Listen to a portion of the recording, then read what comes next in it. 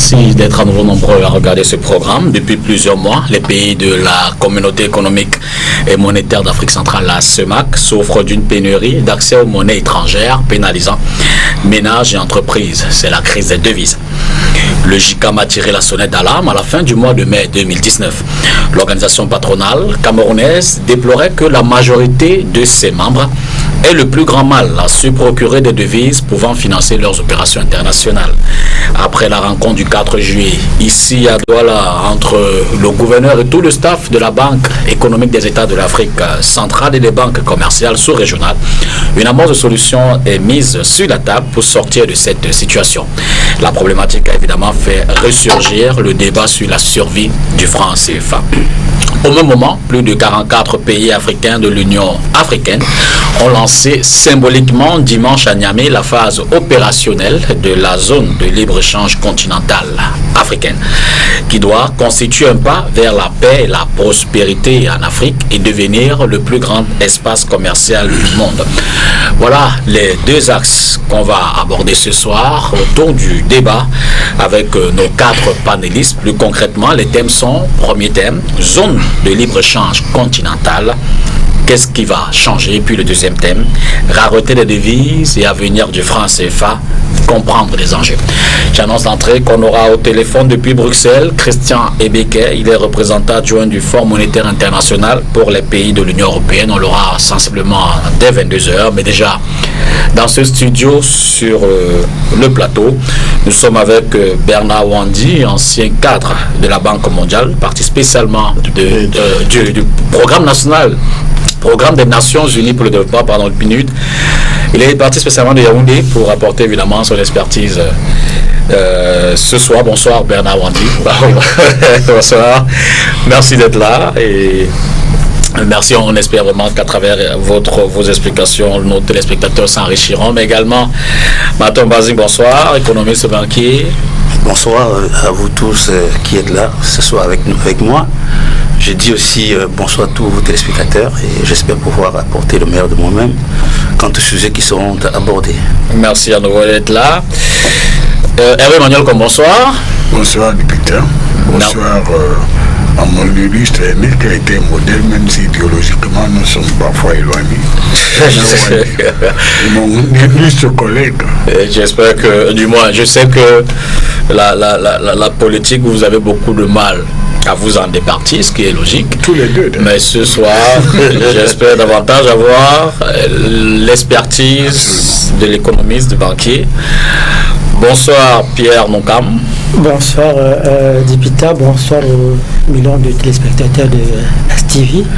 Bonsoir à mes copanélistes.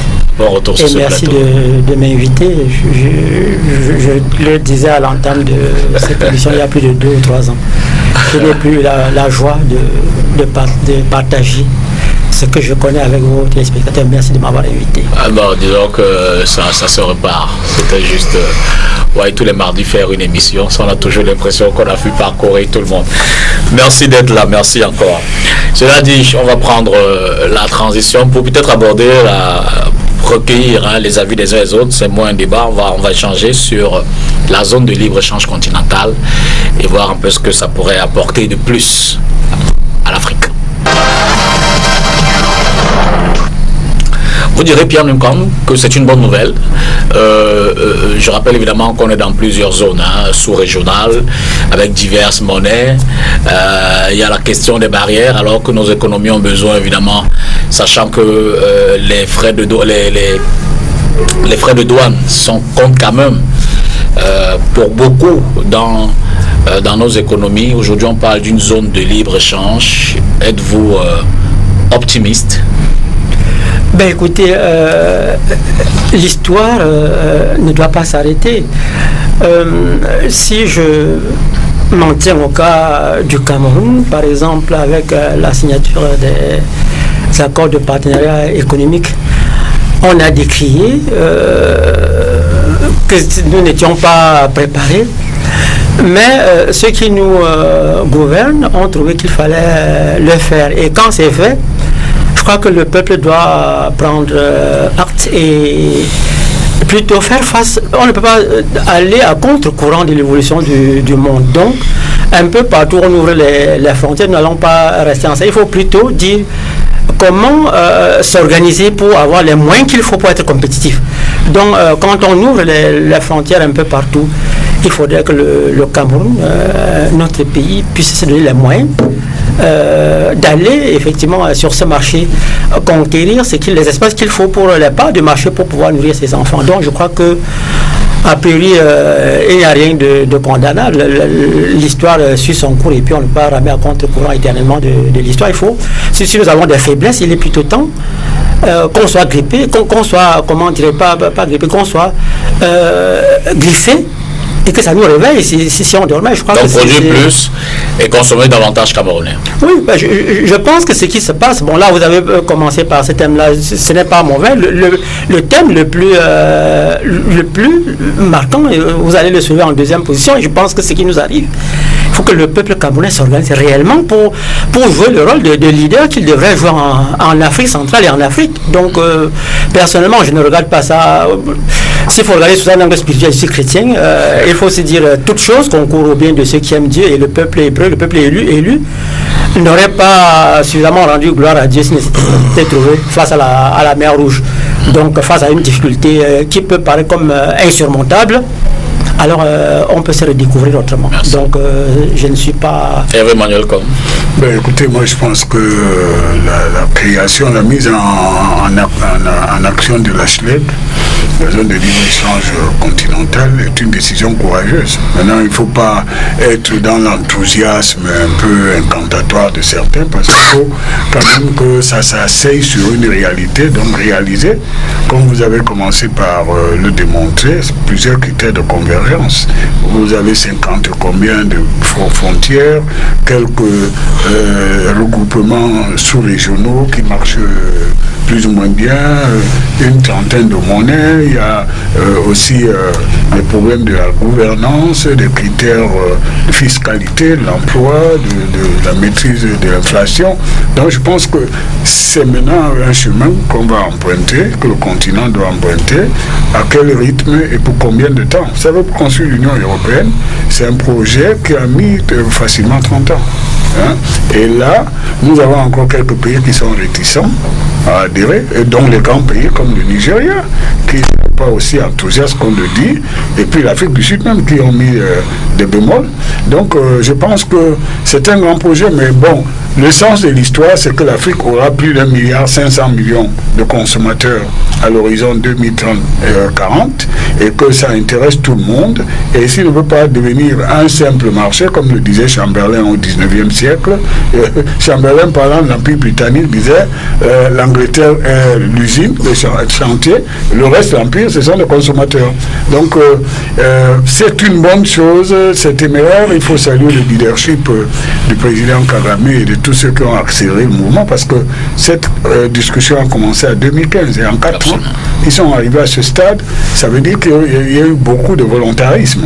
Maintenant, comment ça va s'enchevêtrer avec les histoires politiques, les frontières qui sont, et puis tous ces nationalismes, et puis ceux qui sont à l'extérieur de ces frontières guettent aussi. Absolument. Parce qu'ils vont se dire, ils peuvent peut-être prendre les masques de certains États pour mettre la main sur ce marché.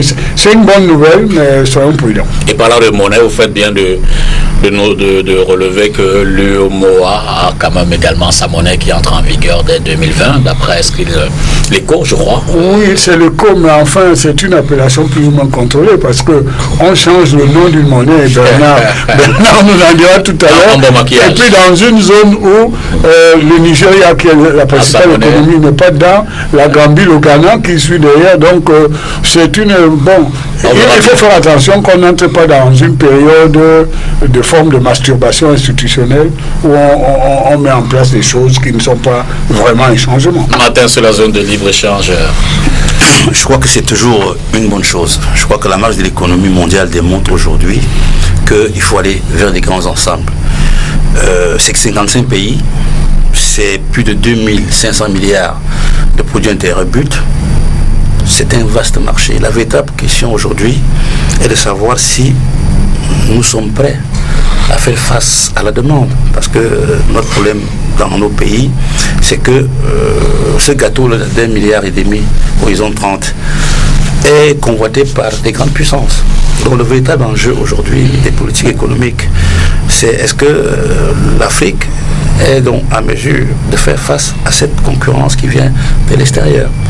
Et les enjeux qui sont généralement subjectifs, personnels de chaque État, démontrent aujourd'hui que ce ne sera pas une chose facile. Mais tout porte à croire qu'à chaque fois que l'on est prêt à éliminer les barrières, parce que tout ce que l'on veut aujourd'hui dans le monde économique, c'est d'éliminer les barrières, d'éviter que le commerce se bloque. Quand on parle de libre-échange, c'est parce qu'on ne veut plus que dans nos pays, les politiques économiques soient dirigées par la politique fiscale.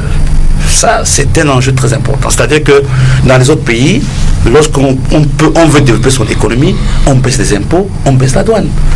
En revanche, dans nos pays, c'est l'inverse. Donc, au jour d'aujourd'hui, aller vers cette logique va simplement demander à nos pays de mettre nos économies au pas de ce qui se passe partout ailleurs, à savoir justement créer des activités, créer de l'activité qui peut aller sur le marché international compétir.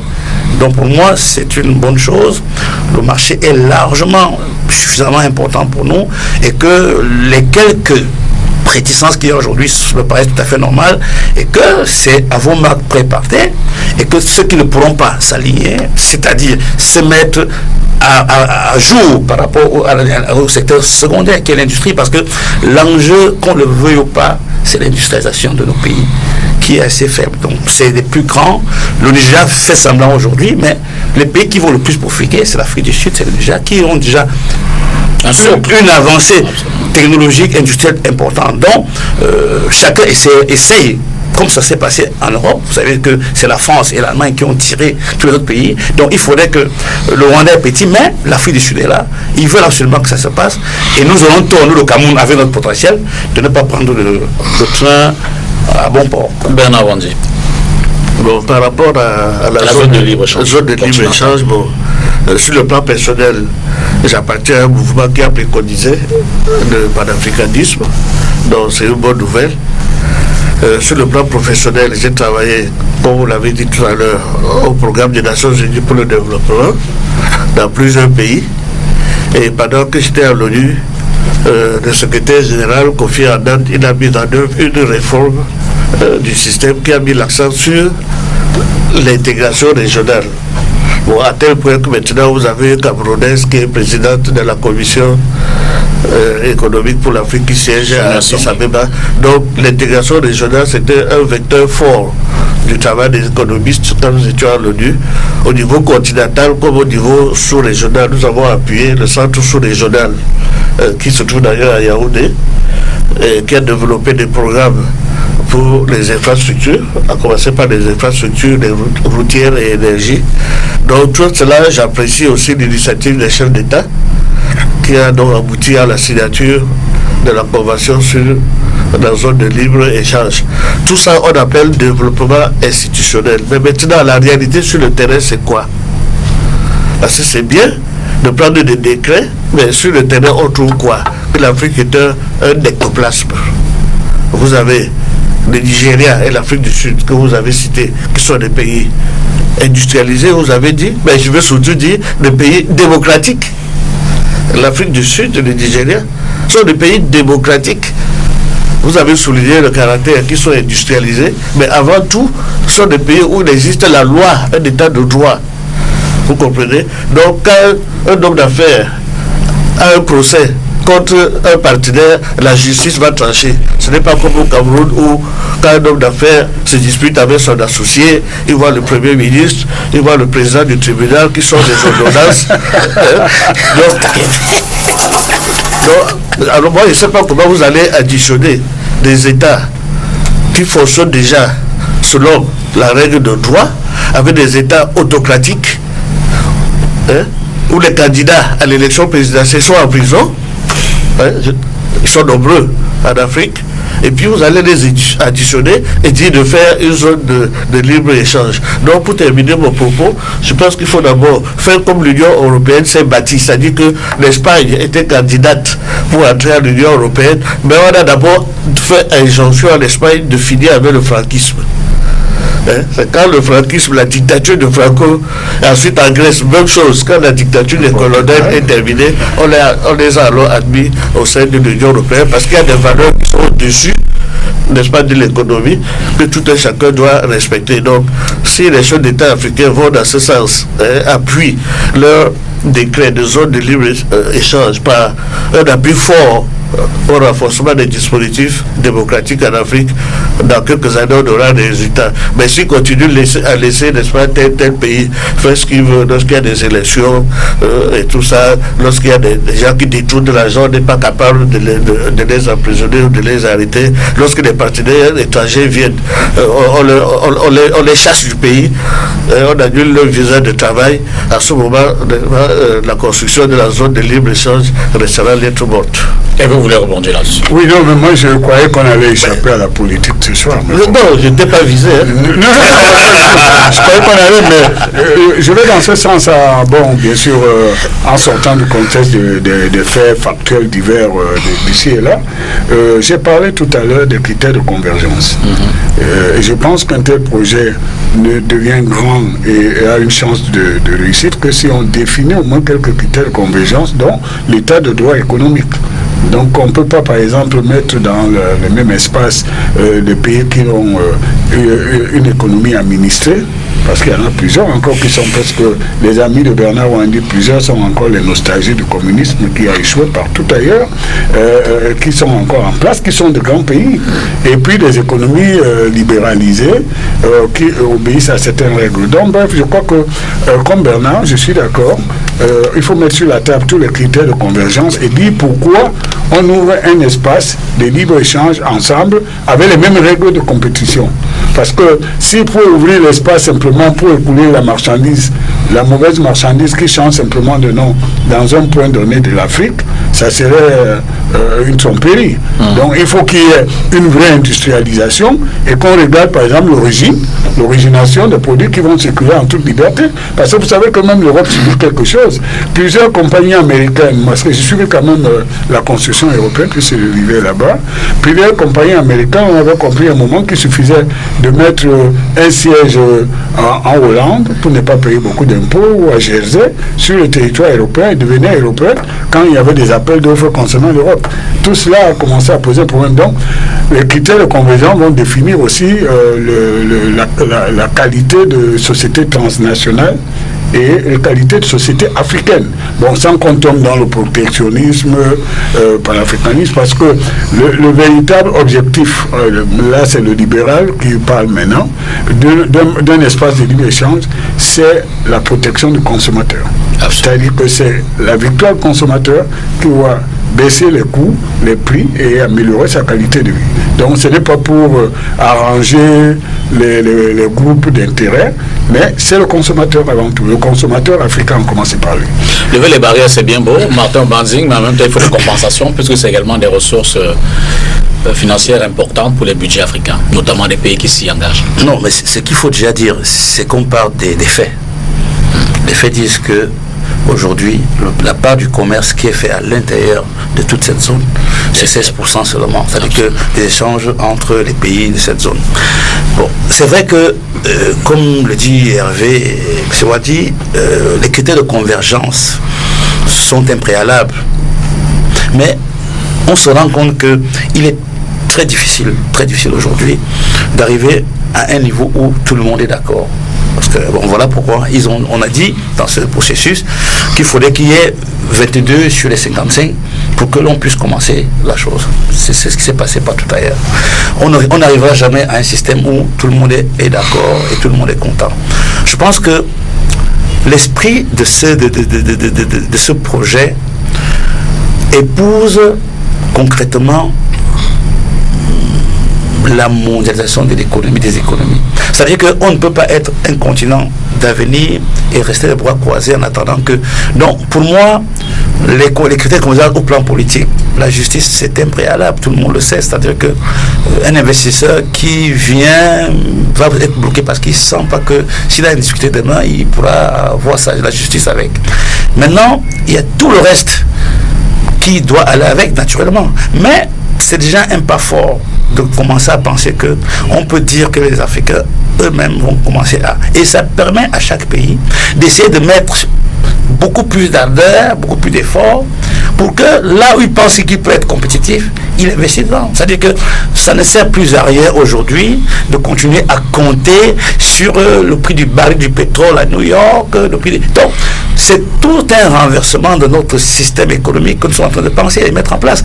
Parce que concrètement, nous aurons à discuter du deuxième sujet qui est un corollaire à ce qui est là aujourd'hui. C'est qu'une fois que nous sommes lancés là-dedans, moi le Camerounais, qu'est-ce que j'ai à faire à attendre que le prix du cacao monte à Londres si je peux développer mon commerce du coq au Nigeria par exemple? Donc c'est toute une logique. Donc moi je pense que en dépit de tout ce qu'on peut dire, c'est une bonne chose.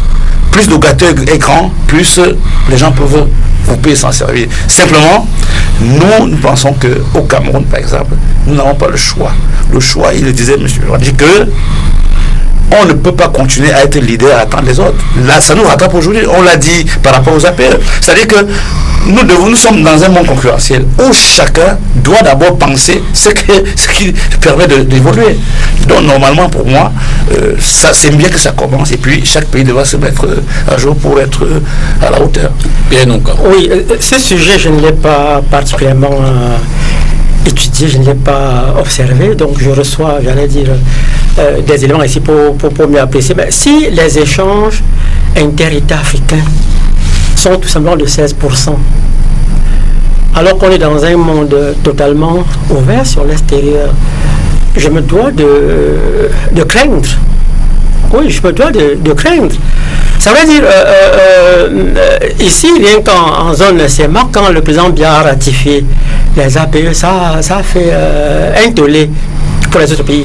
Or, si toute l'Afrique ouvre ses frontières, je crains que le produit qui entrerait sans droit de douane au Cameroun ou ailleurs circule donc facilement pour continuer son petit bonhomme de chemin, aller envahir toute l'Afrique.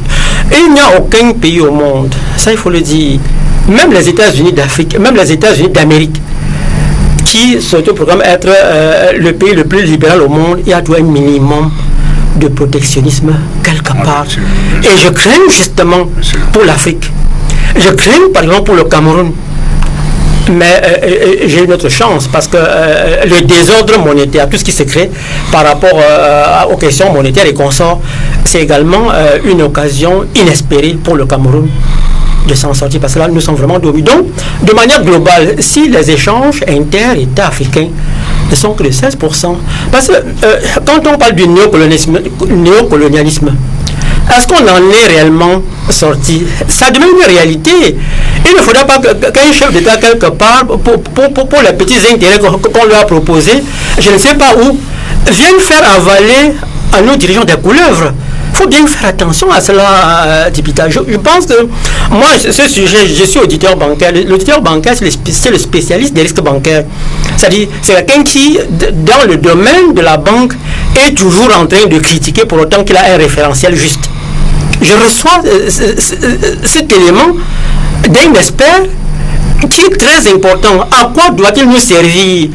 Qu'on ouvre trop nos frontières, nous risquons de devenir justement un grand marché pour les autres et pas pour nous. Donc c'est vraiment important à comprendre. Et je vais vous dire, je pense que l'Afrique centrale, je ne sais pas si le président Biya a déjà signé cette histoire-là ou pas. Vous qui êtes là-haut, monsieur Combe, vous qui êtes là-haut. Je croyais que j'étais au paradis. vous qui êtes là-haut. Si j'avais déjà un avis à donner, je dirais en retenant ce que notre expert a dit, il ne faudrait pas que le Cameroun ratifie aussi vite cette histoire. Il faudrait que les experts se réunissent pour étudier encore davantage ce qu'on peut laisser entrer facilement. Bon, écoutez, d'abord, il faudrait qu'on reprécise les choses. Pour une fois, ou sans avoir la même conclusion que Bernard, je vais dans le même sens. La signature de cet accord à Niamey, c'est un projet politique. C'est pas, les experts ont travaillé pour réunir des conditions, ils sont à un niveau où ils sont, mais pour rentrer dans une telle phase dans le développement d'un pays, c'est un projet politique. Et qui dit projet politique, ça veut dire avoir la volonté et les moyens de réaliser ce projet en mettant en accord toutes les expertises pour entrer dans la norme du projet. J'ai entendu Martin dire tout à l'heure quelque chose qui est exact, mais sur laquelle je suis un peu réticent. Je ne pense pas que quand on rentre, que ce soit dans une zone de libre-échange ou dans un marché commun, et si on réduit cela à une juxtaposition des nationalismes économiques, on ne va pas très loin. Parce que je vais vous donner des exemples. L'Afrique du Sud, qu'on dit maintenant qu'il va profiter, et là, M. Nkam a raison, qu'il va profiter, ou le Nigeria, les principales industries sud-africaines sont simplement des délocalisations des entreprises européennes, BMW, Mercedes, Boeing en partie, je peux citer, et dans tout cela, ça va donc être, ça risque d'être, c'est pour ça qu'on parle de critères de convergence. Si vous n'avez pas la convergence en matière fiscale pour que ces entreprises ne fassent pas la prostitution industrielle en allant là où ça les arrange, ben, ils vont se balader entre vous et vous transformer simplement en taxi, en adresse pour fabriquer des produits qui viennent d'ailleurs. Il y a aussi d'autres critères qui vont entrer, les spécialistes comme Bernard vont regarder pas à pas, que ce soit dans l'industrie, en quoi cette libéralisation va permettre ou accélérer le transfert de technologie, par exemple, et sur quelle période, et en quoi l'université, la formation de la jeunesse va être compatible. Les droits de travailleurs, vous savez que le Nigeria a eu un problème parce que le patronat et les syndicats devaient s'entendre et le président a signé un dernier ressort sans avoir l'accord parfait du patronat, parce que même le Nigeria, c'est un pays qui se protège très bien. Quand on viendra tout à l'heure sur le sujet sur les devises, vous verrez simplement que ce qui se passe chez nous actuellement, qui fait le buzz ou l'actualité, c'est simplement parce qu'on a un gros voisin qui est en fait dans la zone dollar, du fait de sa position dans le marché pétrolier, et qu'il a un stock de réserve qui peut passer à travers la frontière par ses commerçants qui entrent et sortent quotidiennement. C'est notre plus grand voisin, c'est aussi notre premier partenaire commercial, et avec ce que tout cela comporte. Dans la zone de libre-échange, attention, prudence, il ne faut pas transplanter le panafricanisme un peu rapidement. Le monde a changé, Bernard. Le monde qui est le nôtre aujourd'hui, c'est le monde des acteurs. Et je pense qu'avant d'arriver à la production de richesses, nous devons recevoir le savoir-faire, les technologies que nous n'avons pas encore. C'est l'histoire de l'économie mondiale. Un dernier mot, Bernard Wandi, et puis on passe. Je ne sais pas pourquoi, quand on parle de développement, les gens voient seulement l'industrie. Tout à l'heure, M. Ogwazegui a dit que je voudrais vendre mon coq au Nigeria, au Gabon. C'est une richesse. Oui, ben là, mais pour acheter quoi, la friperie, par exemple? Richesse d'abord avant les devises. On regarde souvent l'industrie, pourquoi on veut souvent fabriquer des automobiles, des semi-conducteurs? On se développe avec ce que la terre donne. Et de Kribi à Kousseri, la terre camerounaise peut donner quelque chose, un bien échangeable. Chez les États, vous cultivez le coq, vous vendez au Gabon. Vous êtes au nord Cameroun, vous cultivez la gomme arabique. La gomme arabique, vous traversez le Tchad, traversez le Soudan, traversez la Centrafrique pour vendre au Soudan. Et c'est des milliards, ceux qui font ce commerce entre Garoua et Baroua, c'est des milliards de francs CFA qui vendent au Soudan chaque année. Mais ici, vous ne savez pas. Absolument. Vous ne savez pas. La gomme arabique, d'abord, on va se demander, ceux qui nous écoutent, c'est quoi la gomme arabique? C'est clair. Le pistache. Pour acheminer le pistache qu'on cultive là-bas dans le Mayoré ou au nord Cameroun, au Soudan, c'est tout, mais c'est un chemin de croix. Excusez pour les musulmans, mais c'est demander le pistache, la gomme arabique. Vous comprenez?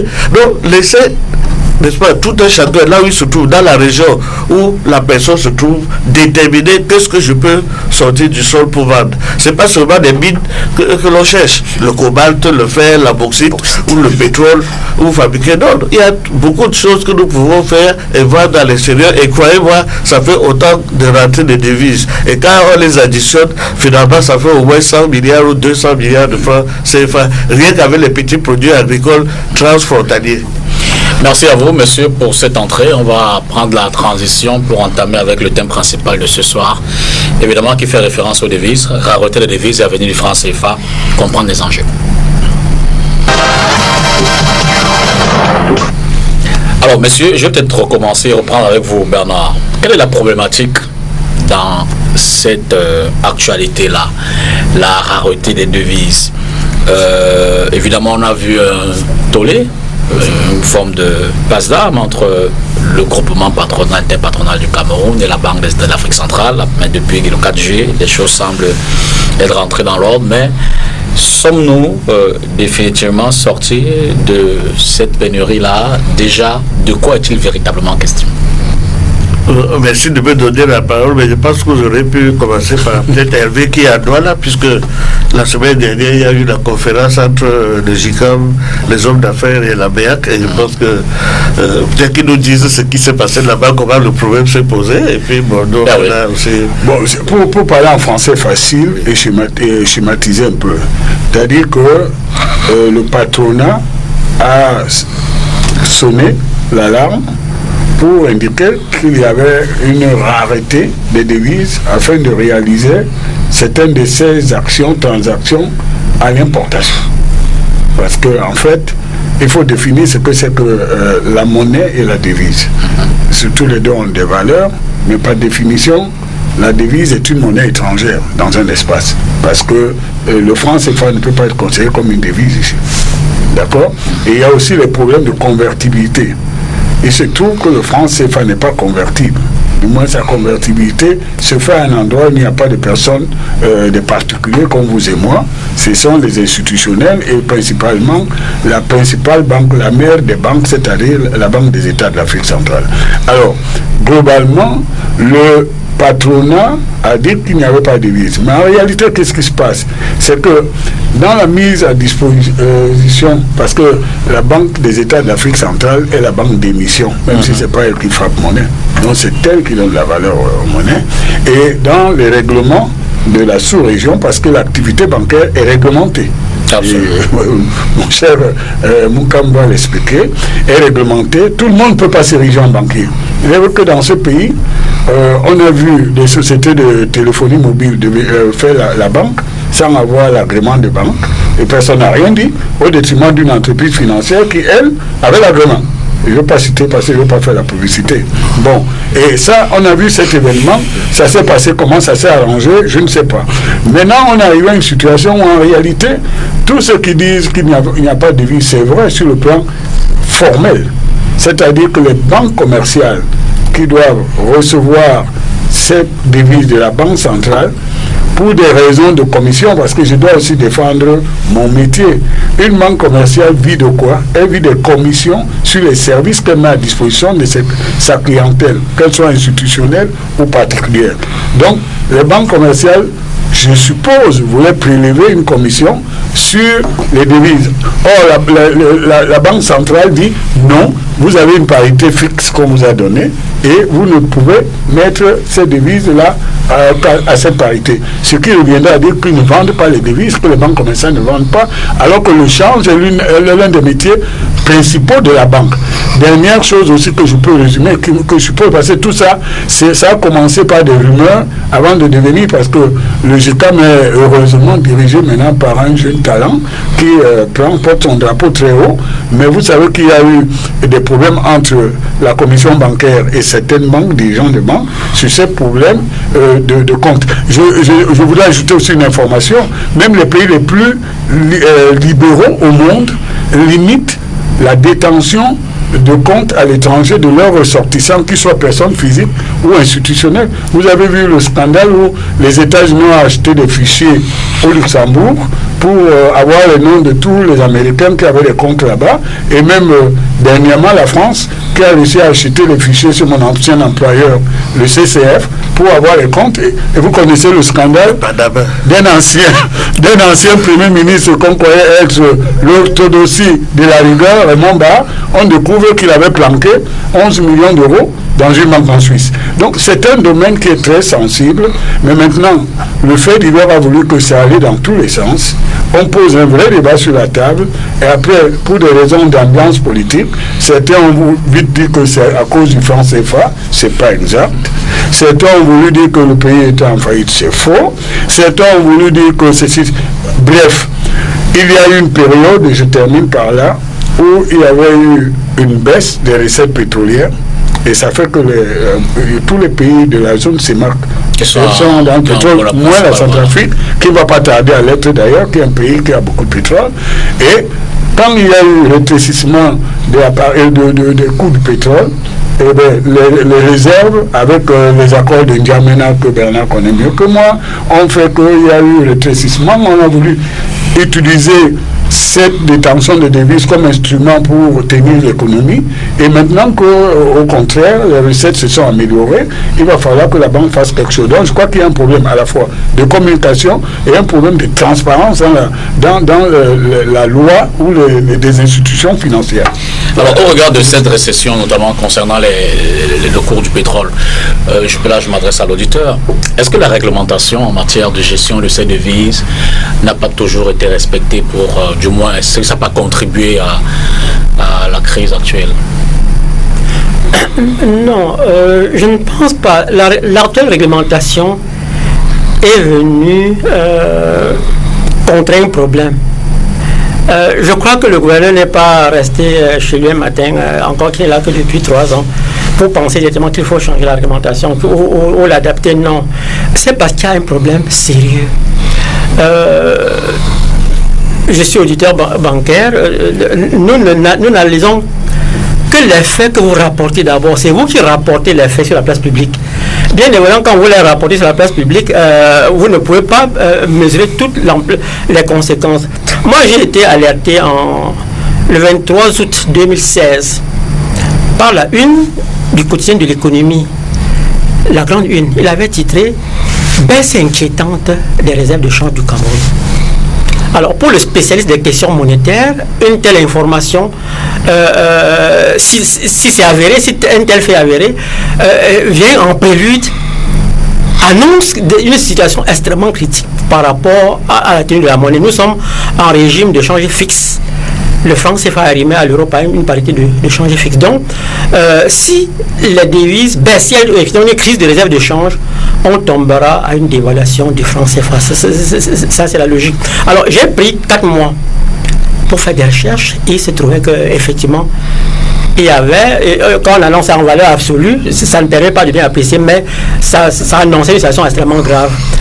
En décembre 2016, les chefs d'État sont réunis à Yaoundé, chef d'État de la CEMAC, cela va sans dire. On a dit qu'on a esquivé la dévaluation de justesse. En réalité, elle devait arriver en 2017. Au regard des données réelles, au regard des données, parce que si vous voulez, la situation d'une monnaie s'apprécie. Hervé avec moi, il peut me reprendre. Vous avez des critères économiques, vous avez des critères monétaires. La monnaie ne s'analyse que sur ce qu'on appelle par rapport à l'extérieur, le taux de couverture extérieure de la monnaie. Ça, c'est l'unique critère. Or, il se trouve qu'avant que la cour du pétrole ne baisse en 2014, comme vous l'avez dit, ne commence à baisser en 2014, le taux de couverture extérieure de notre monnaie avait commencé à baisser depuis 2008. Depuis décembre 2008. Ça plongeait vers la zone rouge. La crise des cours de matières premières en 2014 est venue précipiter cette chute. Et en 2016, rien qu'en 2016, on a perdu autour de 3200 milliards de francs CFA de devises. Ça, les journaux l'ont rapporté. Hier, j'avais sur un plateau, j'avais ça. Les journaux l'ont rapporté. Bon, je n'ai pas cru devoir venir ici. Alors, donc, à l'heure actuelle, ce qui justifie la sortie du gouverneur avec le nouveau régime de change, c'est pour maîtriser la monnaie, qu'on ne continue pas à évoluer vers cette dévaluation-là. Et c'est donc tout à fait normal que les entreprises n'aient plus aussi accès facile au peu de devises qui restent. Sur ce point, je l'ai dit, il a parfaitement raison, mais seulement cette réglementation est adaptée pour la circonstance, c'est-à-dire par rapport à l'objectif qu'il vise. Dans les conjoncturels. Par définition, toutes les réglementations sont conjoncturelles. Bon, je suis désolé. Allons-y doucement. Toutes les réglementations ne sont pas conjoncturelles. Ah ben oui, elles changent. Celle qui vient de changer date de près de 10 ans. On ne peut donc pas dire qu'elle a été structurelle. Et puis, la conjoncture peut durer 30 ans. Là, ça devient structurel. Oui, ça devient structurel. Entre experts, ils ont les mots justes. Oui, quand on veut parler entre experts, ça devient structurel. Oui. Conjoncturel, je dis oui. Alors, et la question que je peux me poser, vous avez dit qu'il y a 3 ou 4 jours, les choses semblent être rentrées dans l'ordre. Les explications sont données. La courbe est en train de remonter, le taux de Guadeloupe est en train de remonter. Mais à quel prix, justement? Justement, si les entreprises crient, ce n'est pas par plaisanterie que ces entreprises crient. Non, ce n'est pas par plaisanterie. Nous qui sommes des experts, nous sommes à la tête des entreprises qui importent. Pour voir à quel rythme, il y en a qui faisaient 12 importations l'an, qui ne sont peut-être qu'à 2 au jour d'aujourd'hui, qui ne peuvent pas en fin d'année en avoir fait 5. Je parle de ce que nous vivons. Non, je suis d'accord avec toi, Claude. Alors, de toute façon, nous analysons les faits que d'autres ont portés. Il a cité le président du GICAM, qui a fait une sortie. Il n'a pas fait cette sortie seulement la fois dernière. Depuis février, il le décrit. Le 17 mai 2017, j'ai rédigé un flyer de l'ordre de 4 pages que ça allait déposer en très grand nombre au GICAM, attirant l'attention sur le fait qu'on allait justement vers là où nous sommes aujourd'hui. Et évidemment, on a reçu, mais personne n'a pris ça. Alors, au jour d'aujourd'hui, ce que le gouvernement de la Banque centrale a pris comme mesure, c'est conjoncturel.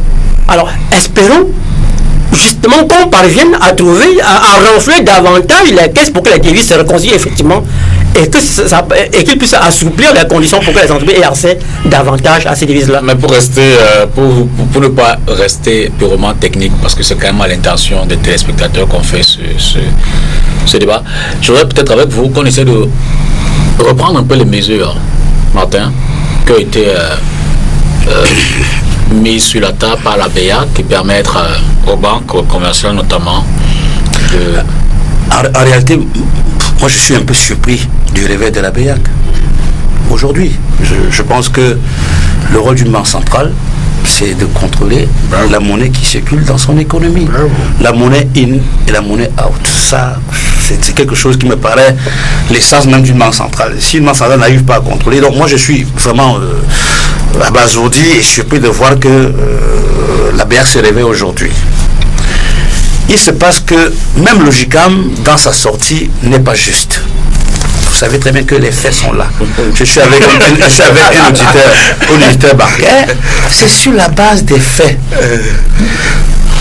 J'entends par là que beaucoup de nos entreprises, beaucoup de comptes des résidents sont manœuvrés, manipulés avec du CFA. C'est-à-dire que une banque, une entreprise qui sollicite un crédit, admettons de 20 milliards, pour financer ses activités au Cameroun, vous savez où va cet argent à plus de 90%? C'est où?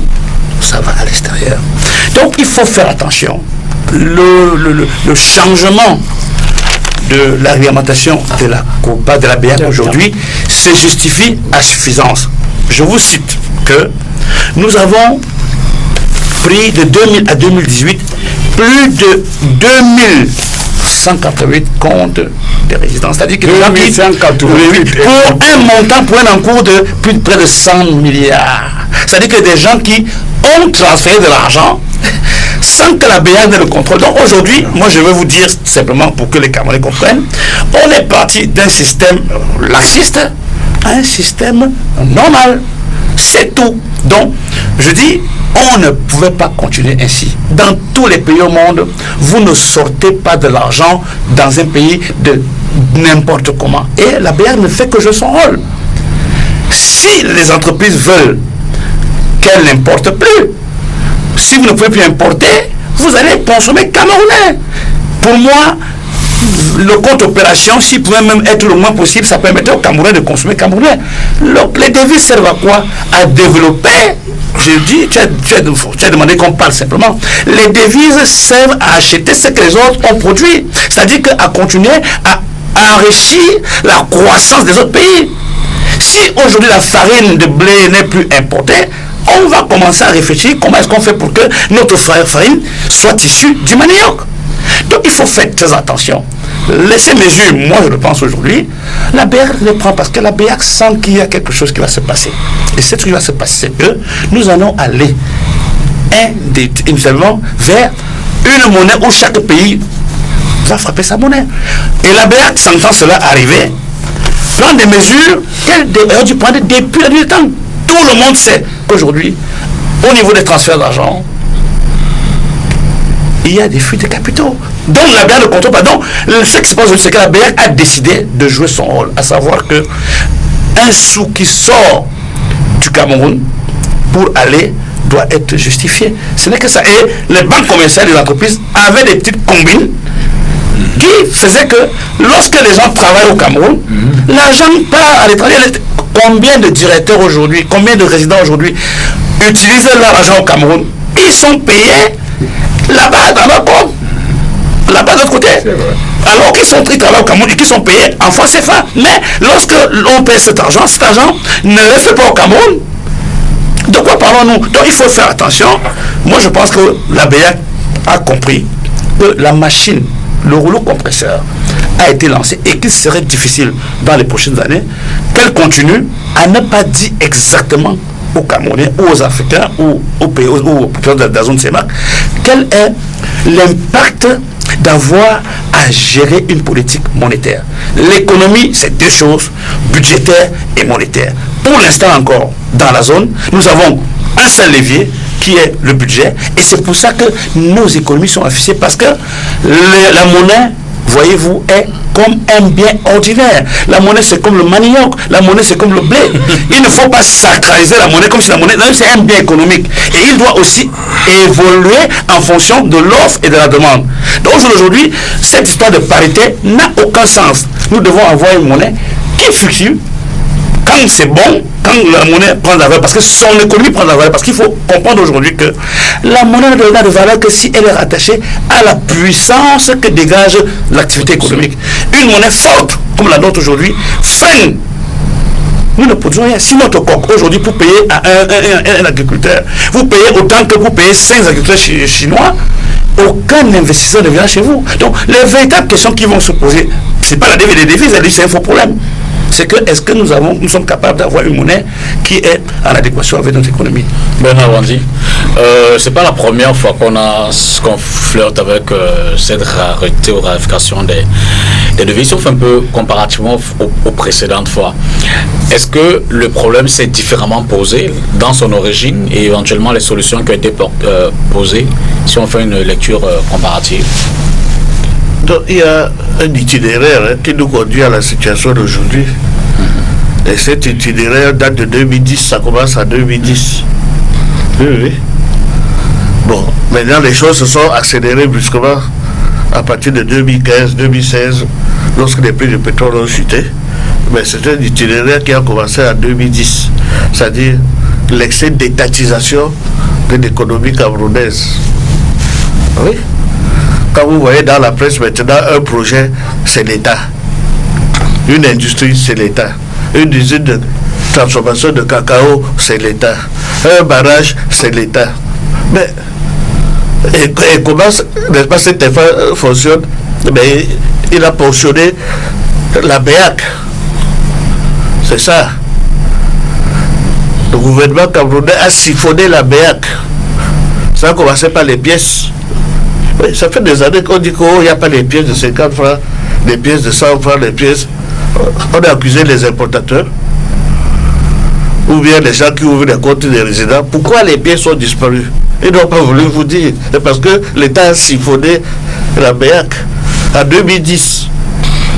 Selon les statistiques qui sont disponibles sur Internet, et sur Google aujourd'hui, vous tapez www.beac.int, vous avez les statistiques monétaires. Je crois qu'il faut faire une précision sur ce point. Depuis que les derniers statuts de la BEAC ont été retouchés, l'article 17 des premiers statuts qui donnaient aux États la possibilité de tirer sur la BEAC ont été annulés. C'est pour ça que les États lancent souscription d'obligations sur le marché directement. Donc les États n'ont plus recours directement à la Banque centrale. Et je condamne cette manière de faire, c'est vrai, que les États n'aient pas accès à leur Banque centrale pour en prendre et financer leurs besoins, pour autant que ce soit des projets inscrits à leur budget. Non, je crois que sur ce point-là, le problème est ailleurs. Le problème est ailleurs. Et puis, une fois qu'on a eu, je renvoie la parole, une rareté des devises graves, ça a conduit à la dévaluation de 94. Bon, Bernard Wandi, vous avez terminé. Non, je n'avais pas fini. Et puis on va aller à... Parce que quand on regarde les statistiques monétaires, en 2010, le trésor camerounais devait 0 au banque, 84 milliards, quelque chose comme ça. En 2016, subitement, vous voyez 202. En 2017, vous voyez consolidation, 517 milliards. Consolidation et en cours 242 et au total en 2018 ça fait maintenant 200 milliards. On passait de 0 pratiquement à 900 milliards en l'espace de 7 ans que l'État doit, n'est-ce pas, à la BEAC. Vous n'êtes pas d'accord? Parce que oui, même si c'était 2000 milliards, je dirais que ce n'est rien. Je dirais que ce n'est rien. Mais justement, oui, mais il se trouve que cette somme-là correspond à 2000 milliards, au montant de 2000 milliards, qui est le montant de la base monétaire du Cameroun. Non. Alors pourquoi l'État, à lui tout seul, doit confisquer la moitié de la base monétaire du Cameroun? Le processus de création de la monnaie, si vous intégrez le processus de la création de la monnaie, et c'est ça l'origine de toutes nos difficultés à peiner à ce que l'économie se développe. La création monétaire est estimée aussi, c'est à base de rien. La création de la monnaie, c'est à base de rien. Qu'est-ce que l'État prend cet argent pour faire? C'est plutôt ça la question. Est-ce que l'État prend, comme a dit Martin, si c'est pour payer les plaquettes pour aller pour construire les stades qu'on a préfabriqués en Italie, c'est condamnable. Non, je vais alors terminer. Il dit la même chose que moi, mais il commence par dire non. Donc, la base monétaire du Cameroun est de 2000 milliards. Et l'État prend la moitié de ça. Vous comprenez? Et ayant pris ça, maintenant des projets qui ne produisent pas immédiatement, ça fait donc que vous avez d'abord la raréfaction des pièces. Les pièces ont disparu. L'histoire qu'on dit que les Chinois, n'est-ce pas, mettre des pièces dans les cantines pour aller frapper en Chine, c'est des bombages pour vous endormir, c'est pour vous cacher le fait que il y a eu l'État qui siphonne le système monétaire. Deux, le fait que d'avoir refusé la dévaluation en décembre 2016, la BEAC est entrée dans un processus de contraction monétaire. C'est prévu dans le statut que lorsque le solde du compte d'opération se dégrade de telle façon, tous les 6 mois, on diminue la masse monétaire de 10%.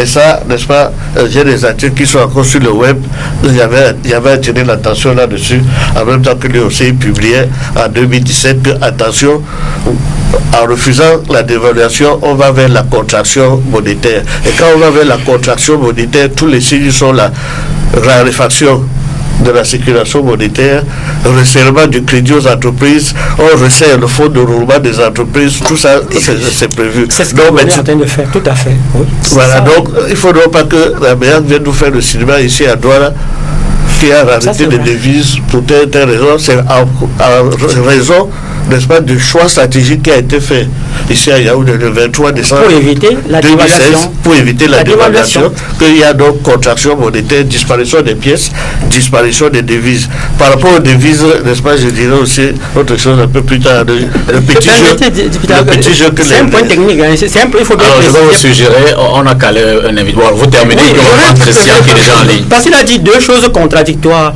Ah bon? Si l'État avait tiré suffisamment, ça viendrait plutôt alimenter l'économie. En revanche, ce qu'il a dit en deuxième point, c'est parfaitement ça. C'est parfaitement. La BEAC est en train de resserrer l'accès au crédit. Et la masse monétaire est en train effectivement de chuter. Ça, c'est vrai. On va revenir sur le plateau. Le temps pour nous de dire bonsoir à Christian Becker. Je rappelle, il est le représentant adjoint du international pour les pays de l'Union européenne. C'est l'agence camerounaise. Bonsoir Christian. Bonsoir, monsieur Dipita Tongo. Bonsoir. Merci, vous êtes en direct depuis Bruxelles. D'entrée, vous, quelle lecture faites-vous de cette crise des devises et éventuellement les solutions qui ont été proposées par la BEAC pour en sortir?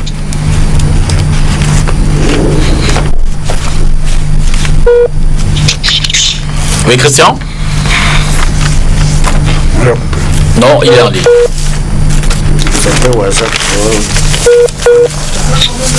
Christian? Oui, allô, vous m'entendez? Oui, je vous entends parfaitement. Alors, vous, quelle lecture que vous en faites de cette crise? En fait, il s'agit d'une crise qui ne devrait pas beaucoup surprendre, on va dire, les économistes et aussi les populations, parce que si vous observez bien les statistiques quand même, entre 2000 et 2007-2008, le Cameroun et la plupart aussi des pays de la zone CEMAC enregistraient déjà des excédents commerciaux. Donc on avait des exportations qui étaient beaucoup plus importantes que les importations. Donc cela était notamment rendu possible grâce à la flambée des prix de nos principaux produits d'exportation comme le pétrole, etc., d'autres minerais. Mais après la crise financière qui a commencé aux États-Unis, il y a eu une baisse de la demande globale mondiale pour ces produits-là, mais aussi une baisse des prix. Et ça ne surprend pas beaucoup que voilà, on se retrouve avec moins de recettes d'exportation. Cela engendre effectivement une baisse aussi des réserves de change. Donc il s'agit d'une situation, je le dis tout le temps lorsque je dois parler des économies africaines, il s'agit d'un problème aussi de manque de diversification de ces économies. Ce sont des économies qui exportent des produits qui sont très concentrés, des produits à faible valeur ajoutée et qui importent beaucoup de machines qui coûtent cher, et cela creuse notamment nos déficits commerciaux extérieurs. Donc la crise de devises dont on parle, je ne sais pas si c'est une crise, il faut d'abord préciser que lorsqu'on parle de crise, c'est qu'effectivement, on n'arrive plus à honorer nos engagements extérieurs libellés en monnaie étrangère. Je ne pense pas que nous soyons dans une situation de crise. Il est vrai que le secteur privé, notamment par le JICAM, s'est exprimé et a parlé peut-être d'un sentiment de pénurie de devises, dont il faut bien préciser qu'il ne s'agit pas encore de crise de devises, sinon il y aurait eu des mesures correctives beaucoup plus fortes lorsqu'il y a ce type de problème. Donc, je pense peut-être qu'il y a un problème de perception. Il y a eu un ensemble de mesures prises depuis le 1er mars 2019 par la BEAC, notamment un certain contrôle un peu plus accru des transactions internationales en devises. Les banques devaient appliquer un certain nombre de mesures qui sont notamment, on les appelle des mesures de contrôle de change, dont la BEAC essaie de resserrer un peu certaines conditions et la régulation autour des transferts et autour des conversions. Si les banques, par exemple, n'ont pas encore bien implémenté ou tardent ou trouvent que ces mesures sont trop coercitives, alors vous aurez un problème au niveau de l'exécution de certaines transactions. Le secteur privé trouvera par exemple que les banques sont devenues trop rigides, elles demandent trop de conditions, et ça va donc entraîner ce sentiment ou cette perception que voilà, il manque des euros, il manque des dollars. Mais je pense que à l'heure où nous ne sommes pas encore en situation de crise. Il est vrai que lorsqu'on regarde nos comptes extérieurs, on peut parler d'urgence. Il est urgent que ces pays prennent un certain nombre de mesures pour corriger le tir. Ces mesures, c'est quoi par exemple? Si on comprend d'où vient le problème, c'est que nous avons un compte, une balance commerciale qui est déficitaire. La balance commerciale est déficitaire parce qu'il y a plusieurs acteurs qui creusent la balance. On peut dire le secteur public déjà, avec les déficits budgétaires, le secteur public dépense plus qu'il ne reçoit de recettes, ça creuse la balance commerciale. Donc le secteur public devrait faire un certain type d'ajustement au niveau budgétaire, essayer de mobiliser davantage de recettes, mais aussi contrôler la dépense improductive pour que cela ne creuse pas trop les comptes extérieurs. La deuxième chose qu'il faut regarder, c'est le secteur privé. Est-ce que le secteur privé lui-même ne contribue pas à creuser notre balance commerciale dans la sous-région? Si vous regardez, M. Tongo, la structure de nos importations, nous importons à peu près 20% de nos importations de marchandises, ce sont des produits alimentaires, 20%. Le total de nos importations de marchandises cela représente à peu près 6 milliards de dollars. Donc si vous faites 20% de 6 milliards de dollars, vous êtes autour de 1,2 milliard de dollars que nous dépensons au Cameroun, je précise, pas dans la SEMAC, mais au Cameroun, nous dépensons à peu près 20% de nos importations en produits alimentaires. Donc, ça fait à peu près 1,2 milliard de dollars que nous dépensons pour des choses comme le riz, le poisson, l'huile de palme, etc. Cela est simplement inadmissible. Il est inadmissible qu'un pays doté de terres arables avec un climat qui est favorable puisse dépenser autant et puisse doubler entre 1990 et 2019, nous avons doublé nos importations de produits alimentaires. Donc il y a un véritable problème de manque de diversification de l'économie qui fait en sorte que lorsque le prix du pétrole ou le prix de certains produits de base d'exportation chute, on se retrouve immédiatement et très rapidement dans une situation où nous avons une accélération des déficits commerciaux et nous avons notre taux de couverture des importations par les réserves de change qui a baissé. Aujourd'hui, il tourne, les estimations, c'est un taux de couverture d'importation et qui devrait également couvrir le service de la dette qui est autour de 2 ou 3 mois. Alors, donc cela n'est pas très rassurant. Pour sortir face à cela, au regard des mesures prises par la BEAC, vous dites que vous êtes confiant? Écoutez, il y a ce qu'on appelle les mesures d'urgence. D'accord? Chaque fois qu'il y a une situation, chaque fois qu'il y a un problème, il y a d'abord des mesures qui visent à faire en sorte que le problème ne s'aggrave pas. La BEAC a pris un certain nombre de mesures. Je pense qu'elle a resserré les conditions financières en augmentant le taux d'intérêt directeur. Bon, cela va permettre, par exemple, de résorber un peu, de contrôler davantage la demande intérieure. Mais il faut que les gens sachent que une augmentation du taux d'intérêt, si les canaux de transmission de la politique monétaire sont actifs, cela devrait permettre de contracter la demande intérieure. D'accord? Donc ce n'est pas une mesure qui vise à relancer la croissance. C'est une mesure qui vise à contracter la demande intérieure parce qu'une forte demande intérieure crée une pression sur les comptes extérieurs. Donc c'est une mesure, voilà, la BEAC essaye de contrôler. Elle est en régime de change fixe, donc on a le franc CFA qui ne bouge pas vis-à-vis de l'euro. Il nous faut avoir un taux de couverture des importations à travers nos réserves extérieures qui doit tourner autour de 3%, mais le FMI recommande même que ce taux de couverture des importations soit au niveau de 5 mois d'importation. Il va m'excuser, j'ai dit 3%, mais normalement, en général, les pays essayent de viser 3 mois d'importation à travers leurs réserves de change. Le FMI recommande que pour la SEMAC, par exemple, que nous montions à 5 mois d'importation. Donc la BEAC a utilisé le taux d'intérêt directeur, elle a mis en place un certain nombre de mesures pour essayer de resserrer les conditions, la facilité avec laquelle les individus peuvent importer des biens étrangers, notamment à travers un resserrement un peu des conditions pour accéder aux devises. Mais ça, c'est des mesures de court terme et c'est des mesures qui ne vont pas forcément résorber le problème qui, lui, est structurel. Je répète, il faut diversifier ses économies et la diversification ne passe que par une amélioration de l'environnement des affaires et une meilleure gouvernance. C'est très très simple, ça paraît simple, mais vraiment c'est simple, c'est vraiment simple ainsi. Merci, merci beaucoup Christian de votre lecture de cette situation concernant les devises et au plaisir de vous retrouver pour d'autres thèmes. Merci beaucoup. Vous voulez réagir? Vous voulez, Christian, vous allez rester une minute? Oui, ah d'accord. Oui, je peux rester, il n'y a pas de problème. Quelqu'un voulait réagir à sa suite?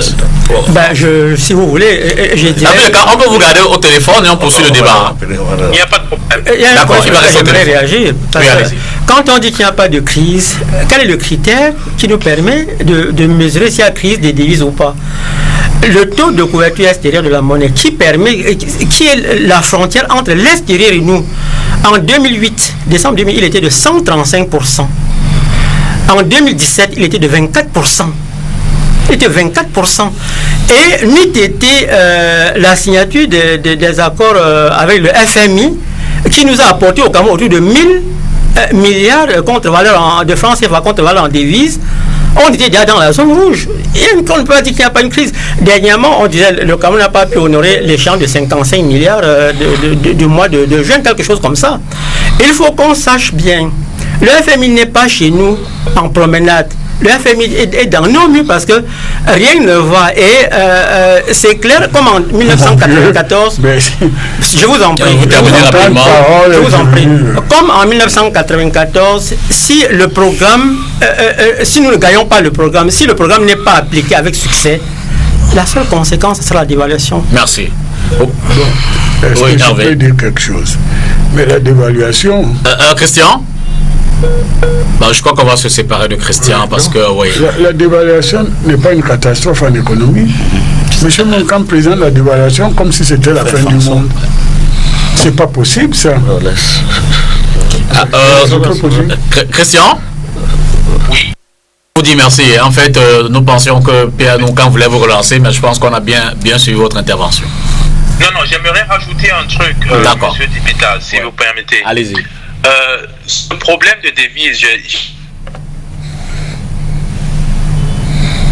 c'est pas un problème qui doit surprendre aujourd'hui les interlocuteurs. Il faut regarder ce problème dans la durée, sur le plan holistique. Donc il y a un problème déjà, on va dire, de manque de résilience de ces économies qui est lié à leur faible diversification.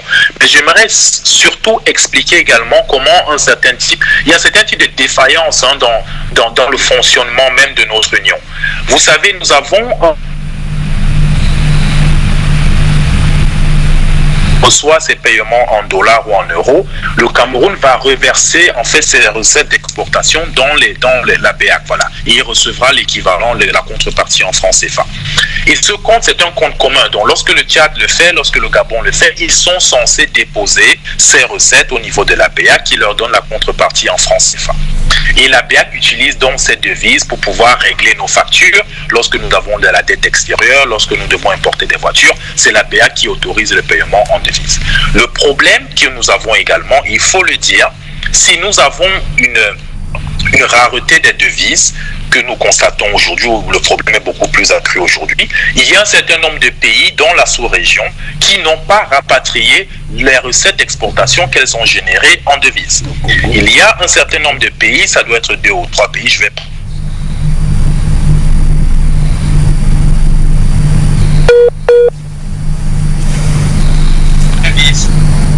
Et l'absence de rapatriement de cette devise crée en fait un problème d'aléa moral. Vous avez un pot commun où vous êtes censé déposer toutes vos devises et il y a un certain nombre de pays qui ne le font pas et cela pose un problème de solidarité même au sein de l'Union. Donc il y a ce problème de devises. Il faut également que certains États puissent rapatrier les devises qu'elles ont générées et cela est un critère qui est fondamental pour la soutenabilité de l'Union et c'est une prérogative pour ces pays-là. Merci beaucoup, Christian. Merci encore de votre participation à cette émission pour évidemment le plaisir de nos téléspectateurs. Hervé. Non, pour revenir dans ce qui nous fait un point de divergence, je pense que faire tout le temps dans le discours économique, on va vers la dévaluation, c'est faire peur inutilement aux gens. La dévaluation est un instrument de gestion économique, d'ajustement. Et en ce qui concerne cette histoire de devise, notre compatriote a apporté de l'eau dans le moulin que j'avais présenté, parce que la Banque centrale a reçu le transfert en matière de politique monétaire, je crois, Bernard. Ce ne sont plus les États individuels qui font, c'est la Banque centrale. Et pour une fois, Martin vient de le dire, la Banque centrale rentre dans son rôle, ça crée quelques dégâts pour ceux qui avaient plus d'autres habitudes, mais c'est comme ça que ça devait fonctionner. C'est-à-dire qu'on ne peut pas être dans une situation encéphalogramme zéro, hein, et l'économie doit fluctuer aussi avec la réalité, n'est-ce pas, la monnaie doit fluctuer avec les réalités, surtout sur le plan des devises. Alors ce qui s'est passé en français facile, c'est que lorsque les cours de matières premières qui sont les principales sources de devises ont baissé, évidemment nos réserves ont baissé. Et depuis 2 ans, on assiste à l'embellissement de ces cours. Ce qui n'excuse pas le désordre qu'il y avait entre l'institution de surveillance, la Banque centrale et les banques commerciales en matière de mise à disponibilité des devises pour le commerce extérieur. J'ai dans ma vie professionnelle travaillé à la direction du commerce extérieur d'une très grande banque, le Crédit Commercial de France, qui est HSBC maintenant, et j'ai vu, effectivement, comme Martin le disait, des banques commerciales africaines ayant des comptes directement, c'est-à-dire que elle se cache pas. Elle se cachait pas. Elle procédait à des opérations parce que je dois vous dire qu'en matière d'exportation, pour certaines transactions, il faut avoir la garantie sur place. C'est-à-dire vous payez sur place, c'est pas un crédit, c'est rien. Donc aujourd'hui, si la banque fait un effort pour faire en sorte, comme toutes les zones le font actuellement dans le monde, vous êtes citoyen français, vous n'avez pas le droit d'avoir un compte en Suisse. Bon. Vous êtes citoyen américain, vous n'avez pas de compte à l'étranger. Donc aujourd'hui, c'est une politique monétaire qu'il faut comprendre. Elle peut contrarier quelques projets, mais il faut qu'on s'y adapte. Bon, je suis le moins expert évidemment de vous tous, mais j'aimerais bien savoir ce que dit le Cameroun, que dit le ministère des Finances de cette problématique-là. Attention, le Cameroun... Tu es le ministère des Finances? Non, mais j'ai dit les choses. Bon, c'est donc jamais. Peut-être qu'il y a l'information que je n'ai pas. Là, je vais alors cibler. Non, moi je répondais par le fait que, étant partenaire dans l'accord, le traité d'Injamena. Parce que notre compatriote à Bruxelles, il a dit, n'est-ce pas, qu'il y a un problème de gouvernance. Et j'attendais donc, il cherchait donc quelqu'un ici qu'on pouvait cibler pour la question de gouvernance. Gouvernance et mais la gouvernance, dans ce cas, c'est quel niveau? De finance, non, on peut te cibler. Il a bien dit que c'est le problème. Ces points de vue ne sont pas la Bible. Mais monsieur Dipita. Bon, maintenant, il y a une question. Bon, Hervé reprend le nom. Hervé Bernard et puis. Le ministère des Finances ou bien un État ne s'exprime pas. Pourquoi? Parce que les États ont transféré de la gestion de la politique monétaire à la Banque centrale. Donc ce n'est pas un cas du Cameroun, ni du Congo, du Gabon, de la Guinée équatoriale. C'est la Banque centrale qui est l'institution maintenant d'expression chargée. S'il y avait un problème sur l'euro, ce n'est pas l'État français qui peut donner une appréciation, mais qui est epsilon, c'est à la banque, la BCE à Francfort, de dire qu'est-ce qu'on fait. Voilà. Bernard. Bon, puisque maintenant on connaît à qui parler. Il a répondu. Je crois que nous devons.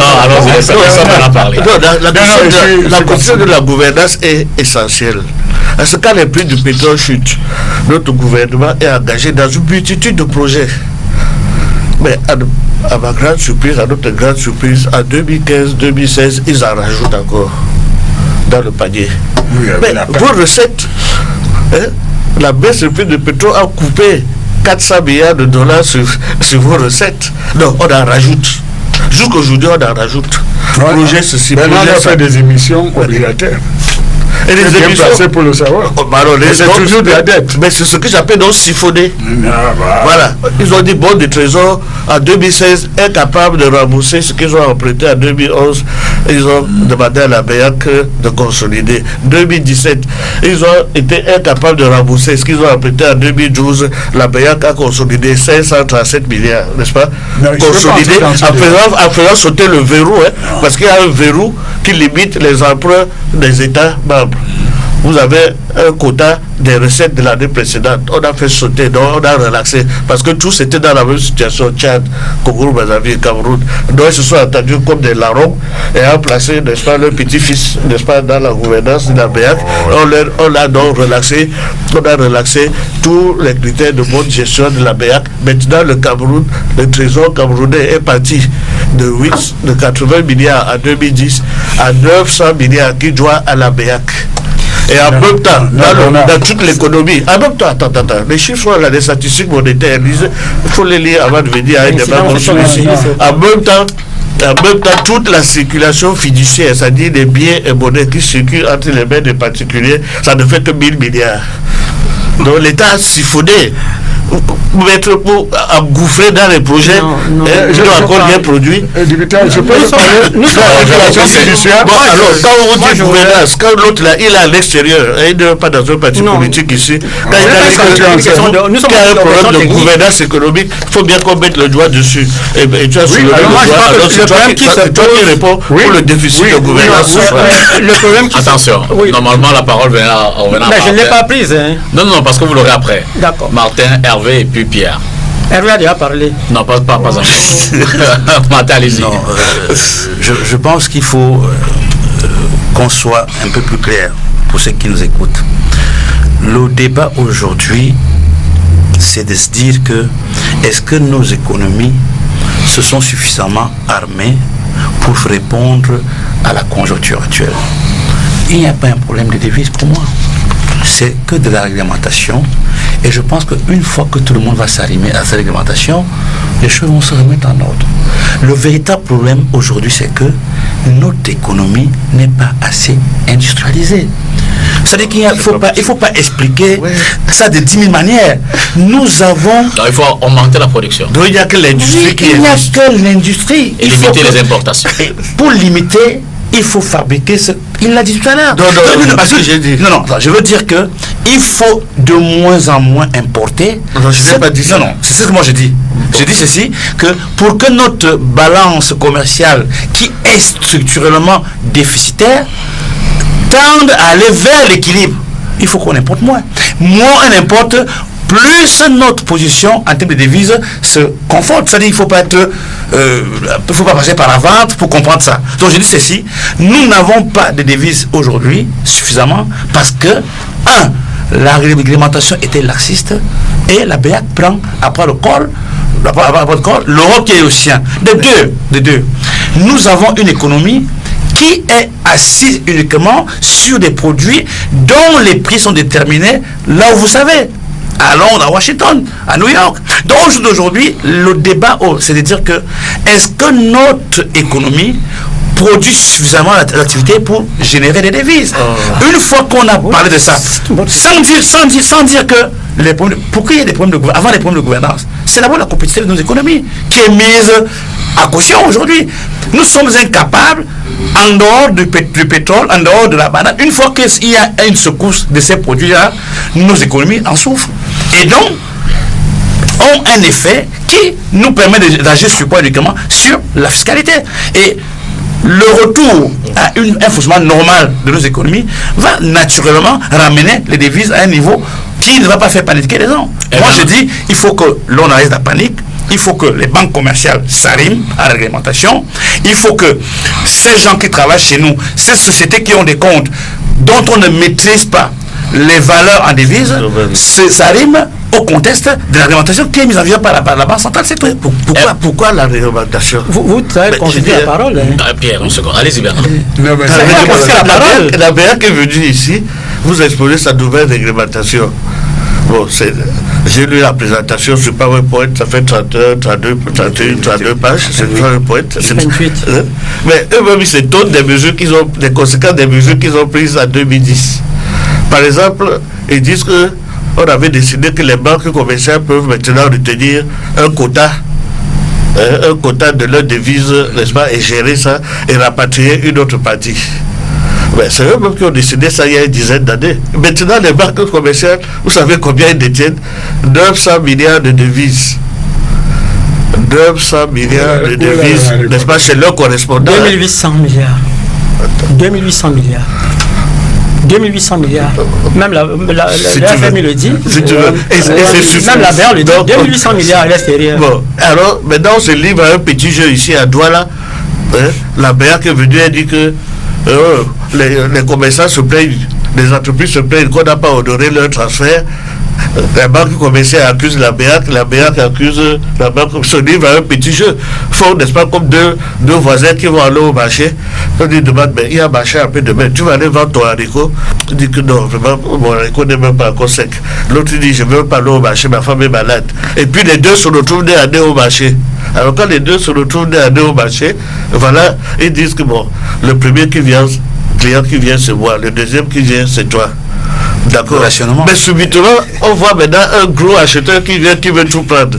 Qu'est-ce que l'autre fait? Il dit, vends-moi ton stock. Comme ça, moi, je vais aller revendre ensemble. Et donc, c'est ce qui se passe aujourd'hui. Sur 70 demandes qui ont été adressées, sur 70 plaintes qui ont été adressées à la BEAC. La BEAC dit que il n'y a que 20 dossiers qui nous sont parvenus. 50 sont restés à la banque.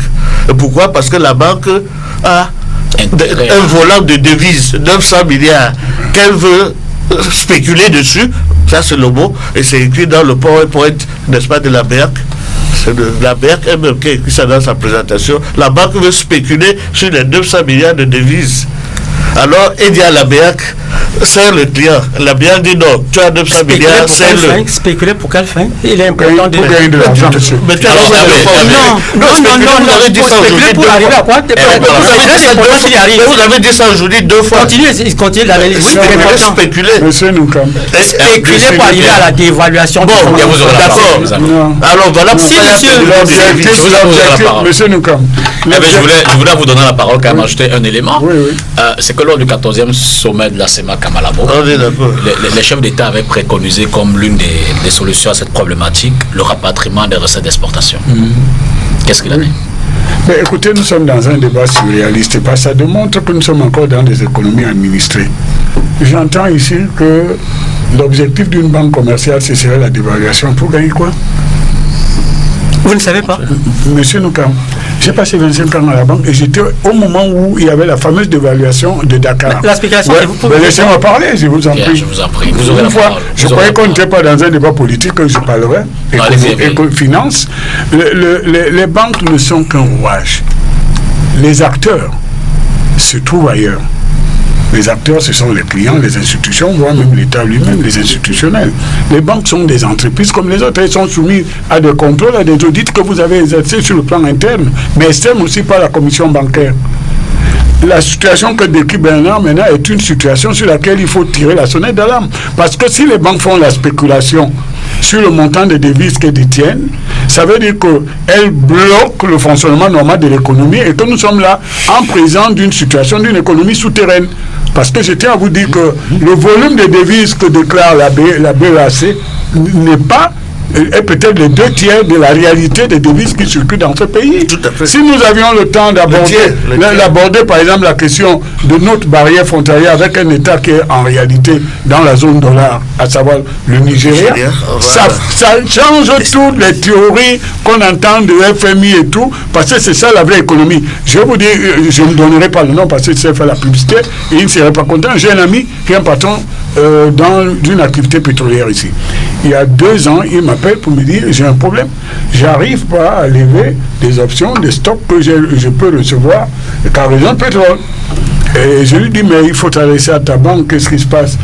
Et il m'a dit mais tu sais, je te le dis parce que je peux avoir cet argent par des hommes d'affaires qui viennent ici, nigérians ou autres, qui eux traversent tous les jours et vont chercher en fixe. Vous comprenez? Ça veut donc dire que si la BEAC décide enfin de faire de la police pour mettre de l'ordre, c'est le début de la police, la vue du gendarme qui rend quelqu'un sage et que dans ce travail, tout le monde doit s'y investir et mettre sur la table la vérité. Évidemment, il y a une part de l'économie souterraine. On peut pas avoir la prétention d'en parler tous ici, parce que au quotidien, les gens qui vont acheter des tissus au Nigeria, la friperie au Nigeria et tout, le Nigeria, le Naira, c'est pour les locaux, mais en fait, c'est un pays qui est en zone dollar. Donc là-bas, ils n'ont pas le problème de liquidité. Donc pour revenir au débat, vous me dites qu'est-ce que les États ont fait. Je ne suis pas souvent d'accord avec Bernard. Mais dans cette situation, les États aussi ont joué un jeu où, pour réaliser leurs programmes, qui ne sont pas toujours des choix d'investissement productifs, ils ont pris beaucoup d'argent et qui a baissé le niveau des devises officielles. Et des pièces. Non, les pièces aussi, parce qu'il se trouve là aussi que j'ai travaillé dans une entreprise qui imprime la monnaie. Les pièces. Voilà, ouverture, tu le sais.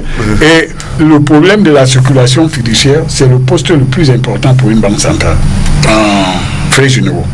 Et les banques centrales jouent souvent à essayer de maîtriser ce poste-là D'où le vieillissement des biens. Ici, on trouve les biens qui n'ont plus aucune sécurité, qui circulent pendant 5 ans, 10 ans, alors que la vie normale de ce produit industriel en Europe, c'est 18 mois. Parce que quand vous touchez un bien, vous diminuez la sécurité et ce bien peut être, on peut amener des faux parce que c'est... Alors quand vous avez des biens ici qui partent de UP, qui font le tour du monde, arrivent dans les églises le dimanche, sont manipulés par des gens avec des huiles et tout, et qui repartent à la banque, on leur ressort pour donner à d'autres clients, les biens ne sont plus sécurisés. Donc, Bernard, la question de la circulation fiduciaire, ce n'est pas l'État qui a diminué les coins, les pièces. Il y a une réalité ici, c'est un autre sujet. Des enfants qui jouent à la sortie d'un commando, les machines à sous. Pierre, j'espère que tu as déjà vu ça. Et ce sont les pièces qu'on a mis dedans. Et donc les pièces sont parties, fabriquer les pièces coûtent très cher.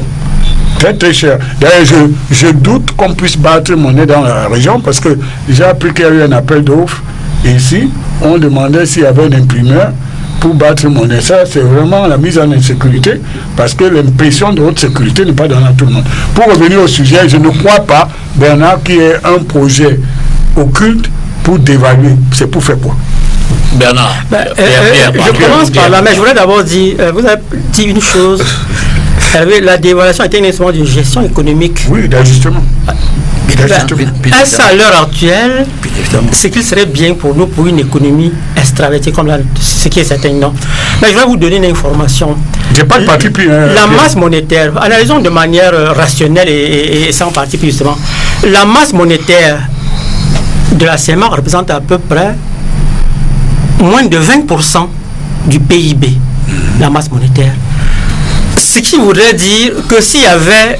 Or, nous sommes une économie essentiellement de consommation, d'importation. Nous ne produisons, nous exportons les matières premières dont les cours sont libellés en dollars. En devises. Parce qu'il y en a quelques produits qui peuvent être aussi en livres. Mais davantage en dollars. Alors, si on dévaluait, ça nous rapporterait rien du tout. On n'exporterait pas plus parce que les cours étant libérés en devises, ça nous apporterait vraiment rien si on dévaluait. Donc, si. En revanche, je vous en prie, en revanche. On dévalue pour maîtriser la dépense, pas pour remplir les caisses. Par définition. Je suis d'accord. On dévalue pour relancer.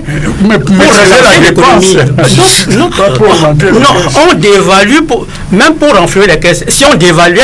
pas pour renflouer les caisses. Même pour renflouer, si vous voulez. Si on dévaluait à l'heure actuelle, et c'est en ça que je suis d'accord avec lui qu'il y a spéculation.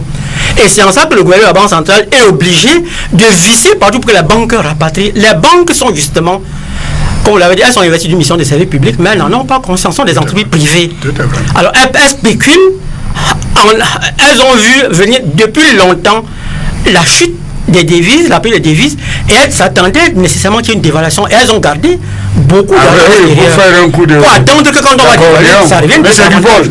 C'est du vol. Ça s'est passé dans la zone UMOA. C'est du vol. Je suis d'accord avec toi, Pierre, c'est du vol. Si vous comprenez, donc, c'est une raison pour laquelle il faut visser partout. Il y a 2000, ce journal annonce, il y a 2800 milliards pour ramener ça dehors. Et c'est en ça qu'il faut saluer l'action du gouvernement de la Banque centrale. Mais elle ne sera pas suffisante. Et je réponds à Martin.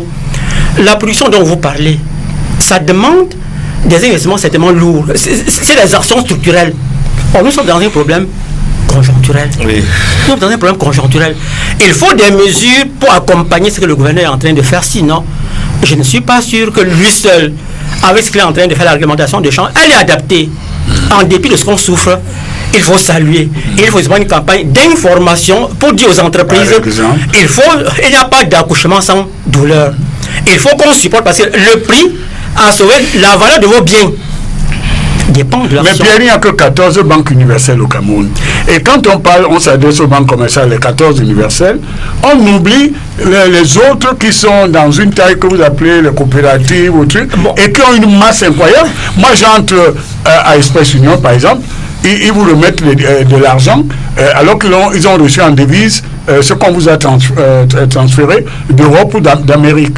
Donc je pense qu'il faut avoir une politique globale et ne pas stigmatiser que les banques commerciales en disant que c'est elles qui sont responsables. Député, ce qui est déjà extraordinaire, je crois que c'est important de relever. Nous commençons à être tous d'accord sur le fait que le maintien de cette masse d'argent à l'intérieur qui nous fragilise, mais que tous se mobilisent pour contraindre ces banques-là à les faire rentrer. Alors, je voudrais terminer en disant ceci. Je pense que ça ne sera pas tout. Il faudrait nos propres habitudes de consommation. Les produits superflus qu'on importe, nos pays sont devenus parce que le dépotoir des produits, allez en Kouloulou un peu partout, vous allez voir, même ceux qui importent. Vous introduisez le communisme, la police de la consommation ici. Écoutez, vous allez me dire quel chemin c'est un très beau livre. Écoute, je le connais par cœur. Je le connais par cœur, Pierre. Je vous le brandis et je vous pour le libéralisme communautaire. Je connais Pierre. Alors, j'allais rentrer avec, je vous le brandis. Mais vous le brandissez là maintenant. Oui, parce qu'il m'a demandé si je l'oublie. Après, non, écoutez. Il y a du communisme dans ce livre. C'est du libéralisme communautaire. Oui, il n'y a pas de communisme. Et nous ne pouvons nous en sortir, si vous voulez, qu'en adoptant, si vous voulez, le principe du devoir de solidarité décrit ici. Donc, vous prenez votre carte au parti. Non, c'est pas ça. Je reste technicien. Martin, laissez-moi terminer. Vous dites que c'est pas assez appliqué alors? Ça, c'est le moment où jamais. C'est le moment où jamais chacun doit avoir ce livre. C'est incroyable. Le livre comme et dire le moment est venu avoir ce livre-là. Le moment est venu de l'implémenter. Le moment est venu de l'implémenter. Si vous qui êtes au RDPC, il faut en produire suffisamment. Donc vous dites qu'en réalité, je demeure technicien. Vous dites qu'en réalité, c'est l'idéologie, la philosophie économique de Paul Biya qui va nous sortir. Il n'y a que 3 critères, il n'y a que 3 principes développés par ce livre. Le premier, c'est le devoir. La libre entreprise, pour autant qu'elle ne conduit pas à l'exploitation de l'homme par l'homme, justement, nous allons de constater sur ce plateau que ce que les banques font avec les entreprises a gardé 2800 milliards. C'est 900 pour le Gabon. Non, c'est 2800 milliards. C'est 2800 milliards. La Banque centrale a déclaré que c'est 3500 maintenant. À l'étranger. Oui. Même si ce sont les entreprises, c'est que le système bancaire a permis que cela ait lieu. Voilà un agent économique qui n'est pas là, qui est en plus une mission de service public, qui n'est pas là pour aider à ce que nos économies se développent. Alors voilà un agent économique qui est devenu un loup pour dévorer tout un peuple. Ça, c'est le premier principe. C'est continuer dans le libéralisme communautaire. Oui. C'est très bien. Le deuxième voudrait que dans ce cas-ci, il faudrait que le devoir de solidarité se mette en branle, c'est le deuxième principe, pour maîtriser l'agent qui est fautif. Donc, il est important qu'on communique, que tout le peuple se mobilise pour faire tout ce qu'il faut faire pour que cet argent rentre. D'un et de deux, on ne se limitera pas à ça. Et il faudra que nos habitudes de consommation, on lutte pour changer et limiter effectivement la fuite des devises. Le troisième principe, pour terminer. Alors, quand on aura choisi tout cela, quand on aura choisi les critères sur lesquels on va travailler, il faudra que l'État lui-même, la fonction démocratique d'un État fort, qui doit veiller lui-même à faire en sorte qu'il n'y ait pas d'agents économiques qui volent, qui dévorent les autres.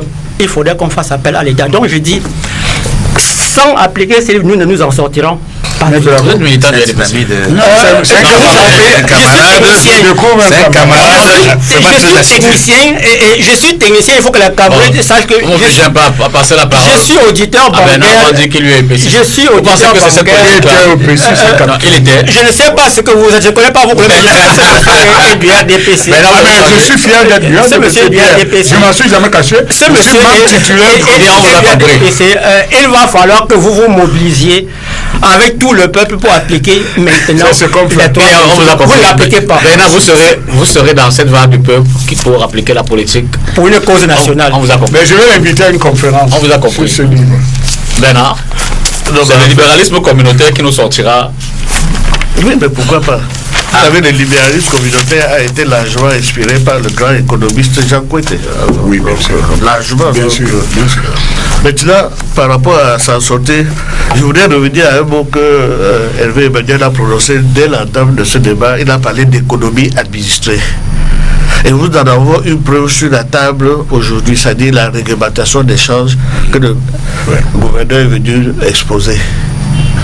Mais le professeur Chuyia nous avait enseigné que Lorsque vous vendez un bien en dessous de son prix du marché, il faut vous attendre à livrer de façon illimitée. Parce que les gens vont voir que c'est moins cher et ils vont venir demander. Et il se trouve donc que le franc CFA est surévalué depuis quelques années. Donc on est en train de le vendre en dessous de son prix du marché. Et c'est pourquoi les gens viennent à demander de façon illimitée. Et ça crée l'économie souterraine, ça crée les ventes de devises, n'est-ce pas, sur le marché. Ça crée l'évasion des capitaux, officialisé donc maintenant le blanchiment que les banques peuvent détenir. Alors le professeur Tchouya disait donc que à l'Union soviétique, c'est là qu'on trouve, n'est-ce pas, les gens qui élèvent le cochon sur le balcon de l'immeuble. Pourquoi? Parce que là-bas, comme c'était le communisme, on livrait à chaque famille telle quantité de riz, de farine, de blé et de lait. Même quantité pour tout le monde. Alors ceux qui n'en avaient pas besoin, alors ils élèvent les petits cochons, les petits pourceaux, et ils le nourrissent donc gratuitement au 8e étage dans son immeuble.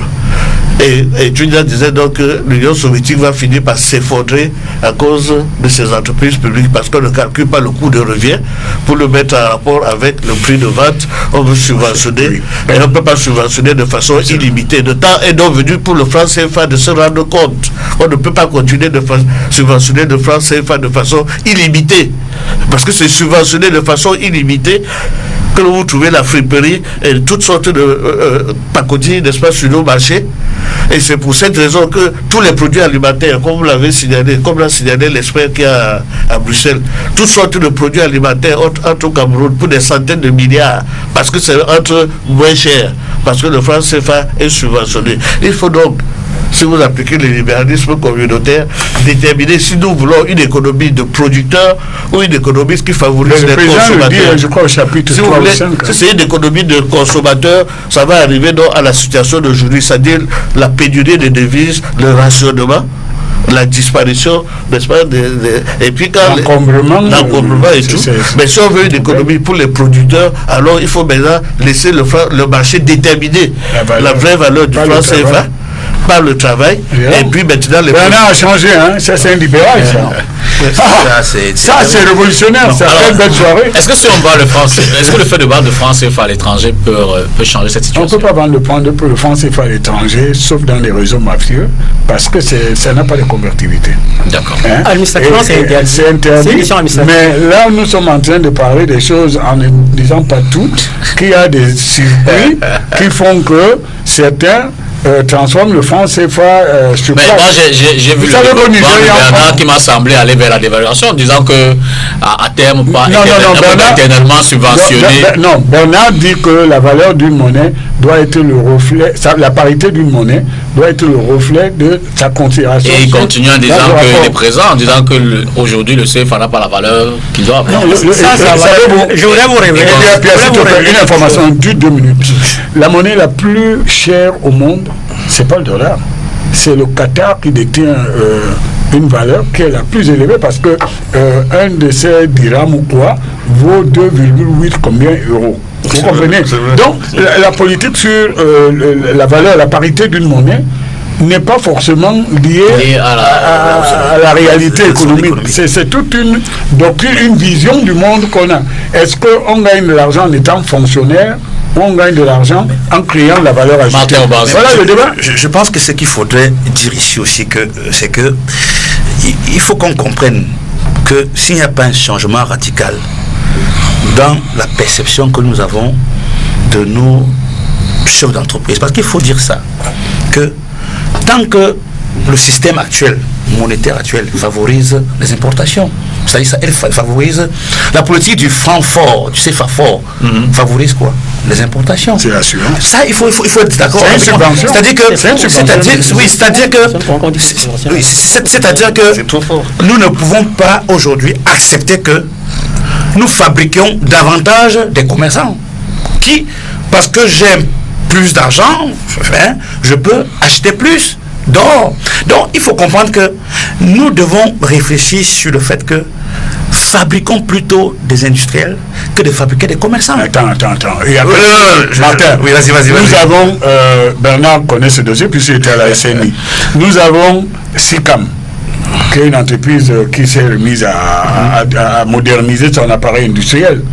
Mais vous savez ce que Sicap subit? La concurrence déloyale de toutes les importations du Nigeria. C'est justement... Donc, c'est pas parce que vous avez non, c'est justement parce que... C'est justement parce que, au niveau des frontières, le jeu n'est pas joué. C'est-à-dire que... Mais, je vous dis que la porte de sortie du Cameroun aujourd'hui, ce n'est pas encourager ceux qui ont du CFA, du BASA. Il faut inverser la tendance. Et c'est en inversant que l'on pourra sortir la tête de l'eau. Je vous dis que tel que nous procédons aujourd'hui, ou lorsqu'il y a un peu moins de devises, lorsque les gens se mettent à pleurer, c'est pas la porte, c'est la porte de sortie du Cameroun. C'est de dire que tous ces gens qui se sont enrichis lourdement en faisant ce que se passe aujourd'hui, vous avez vous-même dit qu'il y a tant d'argent dehors. Ça a été gagné comment? En faisant uniquement du bayam à salam, j'achète et je vends, je profite parce que je suis allé acheter en Chine et acheter avec l'argent justement, et il reste l'argent à Paris en passant. Je vous dis que l'un des critères sur lesquels la réglementation s'est appuyée, c'est justement pour faire en sorte que toutes ces entreprises pétrolières, minières même, qui n'arrivent pas à faire revenir cet argent à la BA, que ça ne se passe plus. Donc, une fois que cela sera fait, le véritable problème aujourd'hui, c'est de dire que est-ce que nous allons continuer à enrichir, à travailler pour la croissance des pays qui nous vendent des produits ou pas? Telle est la vraie question. Est-ce qu'on a mis en place des stratégies qui permettent de réduire? Et là, je vous dis que ce que la BR est en train de faire, c'est aussi pour réduire les importations tout azimut. Il est anormal qu'au Cameroun, avec le bois que nous avons, qu'on importe les cure-dents. Pourquoi vous ne supprimez pas l'importation des voitures de plus de 10 ans, puisque vous allez dans ce sens? Mais parce que... Mais pourquoi vous ne supprimez pas? Moi, j'ai encore une question qui me brûle. Et avant de la poser, je suis évidemment le profane de l'histoire. Et nous, dans notre métier... Non, du tout. En journalisme, on dit qu'il n'y a pas de questions bêtes. Donc, acceptez mes questions. Le Congo a eu des problèmes sérieux sur son économie. Le Cameroun est avec le FMI, je crois que la Guinée équatoriale aussi. Est-ce que ça peut avoir un impact dans ce débat? Qu'est-ce que vous appelez problème sérieux? On sait que le Congo a laissé l'argent en Chine, a caché un compte en Chine. Le Congo a caché de l'argent, le Congo... Le Mozambique avait fait ça aussi? Oui, non, justement. Non, je veux dire que je prends ces éléments pour demander si ça a un impact ou ça pourrait avoir un impact sur le débat en cours relativement aux devises. Ça a un impact parce que quand vous gardez l'argent à l'extérieur, et surtout qu'il n'est plus dans votre monnaie, vous déstockez votre richesse supposée, Pierre. Vous fragilisez l'économie parce que l'économie, Pierre, sa fonction, c'est un circuit. C'est ce que Keynes appelait l'effet multiplicateur de revenus. J'ai 100 francs, je laisse 10 francs à mes enfants, 30 francs aux commerçants du coin pour les nourrir. Donc, tout cela doit tenir. Et effectivement, si les États aussi s'amusent à stocker l'argent à l'extérieur, ils ne mettent pas à disposition le financement de l'économie. Mais je voulais ajouter un élément qui est lointain parce que ce débat est tellement important. Quand on parle de gouvernance, il faudra qu'on ait ce débat quand même avec Bernard. C'est une question pertinente et il n'est pas surpris que je lui dise que c'est une question pertinente, mais orienté comme il fait, je pense que c'est tendancieux. Pourquoi? Parce que Bernard sait très bien, et Pierre peut témoigner, que l'insuffisance des moyens modernes de paiement participe à la sécheresse des devises. Nécessairement. Vous avez des gens qui vont retirer 1000 € pour voyager, ils n'ont pas besoin de ça. Donnez-leur des cartes de crédit, donnez-leur des moyens de paiement autres que le franc CFA. En réalité, il faut refaire le système. Mais bien sûr. Il faut l'informatiser davantage. Mais la banque est au cœur de cela. La banque, Pierre le disait tout à l'heure justement, la banque, ce sont des entreprises privées, mais elles sont dans une mission de service public. Elles doivent répondre à la réglementation. C'est comme si vous allez plaider devant la cour d'appel du littoral, alors que vous n'êtes pas avocat, vous n'avez pas prêté serment, quel que soit vos talents, vous êtes en train de faire les décision politique. Vous comprenez? Et donc les États doivent faire en sorte que les banques gagnent de l'argent et qu'on essaye de brider, mais qu'elles gagnent de l'argent en respectant la loi. Et puis il faut pas négliger le fait que cet argent qui est à l'extérieur favorise le marché monétaire de ces pays, à savoir que les taux d'intérêt sont extrêmement bas parce qu'ils ont la capacité à détenir. C'est-à-dire que sur liquide. Donc ça veut dire qu'au jour d'aujourd'hui, nos économies souffrent même. Pourquoi? Parce que nous avons nous n'avons pas un niveau d'épargne conséquent qui permet... Les banques sont sûres. Non, elles ont asséché l'économie qu'on voit dehors. S'il vous plaît. Le fait que les banques soient surliquides ne veut pas dire que l'argent est structurel. J'entends par là que le côté éphémère de l'argent que nous déposons rend notre système extrêmement fragile. Oui, à contrario, cet argent-là dont tu parles, il ne reviendra même peut-être jamais. Vous le savez très bien que tout l'argent dont on nous parle que le Cameroun avait à l'extérieur, même à l'époque de l'ancien régime, personne ne sait aujourd'hui si cet argent a été répatrié. Et cela favorise ces pays-là qui continuent à travailler avec cet argent tranquillement. Donc, le souci aujourd'hui de cette réglementation, c'est aussi pour dire que désormais, ce ne sera plus possible. Notre argent doit servir à nos économies. Le fait de vendre du pétrole en devise et de garder cet argent sans le rapatrier est un problème. Donc, il faut rapatrier l'argent qui est travaillé par les Camerounais et non le laisser là-bas, quitte à ce qu'après l'on puisse acheter, mais que ces entreprises-là, pétrolières en particulier, minières, qui ont leur compte à l'étranger, puissent le rapatrier pour que ça serve à l'économie du pays. Donc il y a un effet important. Il n'y a aucune banque qui peut être à moyen terme. Justement parce que notre épargne est court et l'on ne peut pas avoir. Oui, on ne peut pas avoir des taux longs quand on a une épargne courte. Donc si cet argent revient au Cameroun, le Cameroun aura trop d'argent et pourra donc dire que ok, j'emprunte à moyen et à long terme. Les banques commerciales aujourd'hui rares sont celles qui peuvent aller au-delà de 5 ans. Parce que la capacité à contenir ces dépôts est très très court. Donc je vais finir en disant que il faudrait vraiment, ça je le répète encore, pour que les questions nous comprennent, c'est que notre économie a beaucoup aidé. Nos économies, parce qu'on est dans le cadre ont beaucoup aidé. Nos économies. Ont beaucoup aidé nos pays, ceux qui fabriquent la croissance pour les autres. Et le système actuel tel qu'il est parti veut que nous travaillons pour notre propre croissance. Je pense que j'ai deux choses à dire. Je voudrais d'abord, par rapport à la question de réalité des devises, j'ai fait une étude sur depuis 1993 jusqu'à aujourd'hui. La BER qui tient ces réserves de change là et calcule comment les devises se tiennent par rapport à l'économie dans le taux de couverture de la monnaie. Ce taux a été toujours falsifié. Pierre. Non, je vous en prie. Je vais être technicien. Ce taux a été toujours falsifié. Technicien, c'est pas une franchise pour une plainte. Hein. Ce taux a été toujours falsifié. Je le dis bien, ce taux a été toujours falsifié. Et la France avec... Oui. La BER a perdu l'argent. Ce taux a été toujours falsifié. Et la France avec... C'est-à-dire que les réserves de change conservées au compte d'opération, le fait qu'on falsifie le taux de couverture de la monnaie, ça préparait ce que ça devait arriver en 2017, ce manque de devises. Maintenant que le peuple est au courant, maintenant qu'il faut appliquer le principe du devoir de saleté national pour contraindre ceux qui ont gardé l'argent dehors à le faire rentrer, mais pour modifier nos habitudes de consommation et de production. Parce que c'est sur ça que Martin a particulièrement insisté.